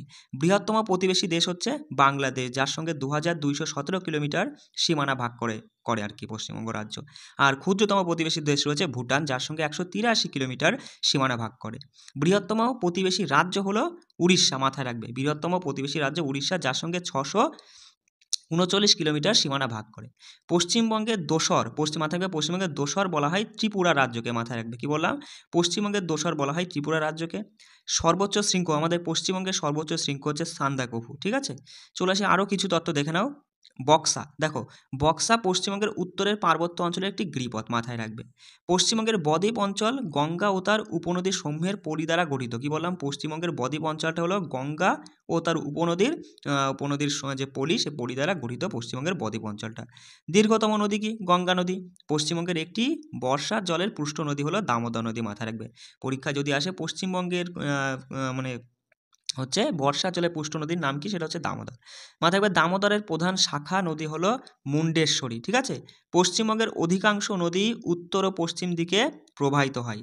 পশ্চিমবঙ্গ মৌসুমী জলবায়ুর অন্তর্গত, ঠিক আছে। আর পশ্চিমবঙ্গ একটি শৈলনিবাস, যাকে বলা হয় দার্জিলিংকে, মানে পশ্চিমবঙ্গের শৈলনিবাস কোনটা? দার্জিলিং, ঠিক আছে। এই তথ্যটা কিন্তু মাথায় রাখবা। দেখো পশ্চিমবঙ্গের মালভূমিকে পশ্চিমবঙ্গের খনিজ ভাণ্ডার বলা হয়ে থাকে, ঠিক আছে। পশ্চিমবঙ্গের মালভূমিকে পশ্চিমবঙ্গের খনিজ ভাণ্ডার বলা হয়। আর প্রধান খনি এখানে পাওয়া যায় কয়লা, আর সর্বাধিক কয়লা পাওয়া যায় পশ্চিমবঙ্গের কোন জায়গাটায়? রানীগঞ্জে। সুন্দরবন পশ্চিমবঙ্গ তথা পৃথিবীর বৃহত্তম বদ্বীপ, ঠিক আছে। সুন্দরবন হচ্ছে পশ্চিমবঙ্গ তথা পৃথিবীর বৃহত্তম বদ্বীপ।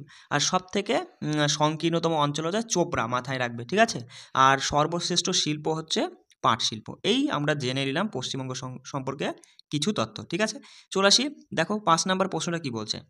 এটা এমন একটা প্রশ্ন এসেছিল যে একটি জাহাজ যখন আন্তর্জাতিক তারিখরেখাকে পশ্চিম থেকে পূর্ব দিকে অতিক্রম করবে তখন সে কি হবে? একদিন এগিয়ে যাবে, মাথায় রাখবে। অপশানে ছিল একদিন এগিয়ে যাবে, একদিন পিছিয়ে যাবে, বা এরকম কিছু ছিল যে কোনো পরিবর্তন হবে। যাই হোক, এরকম কিছু ছিল। সঠিক উত্তর মাথায় রাখবে, একটি জাহাজ যখন আন্তর্জাতিক তারিখ রেখাকে কোন দিক থেকে? পশ্চিম থেকে পূর্ব দিকে অতিক্রম করবে তখন একদিন এগিয়ে যাবে। কি বললাম? পশ্চিম থেকে পূর্ব দিকে অতিক্রম করলেই একদিন এগিয়ে যাবে। এবার দেখো আন্তর্জাতিক তারিখ রেখা রিলেটেড কিছু প্রশ্ন যদি আমি পরীক্ষায় দেখো তুমি, তাহলে সেটা এখান থেকেই পাবে।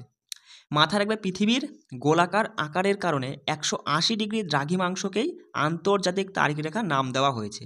IDL বলে তো ইন্টারন্যাশনাল ডেট লাইন, যাকে আমরা বাংলায় বলি আন্তর্জাতিক তারিখরেখা।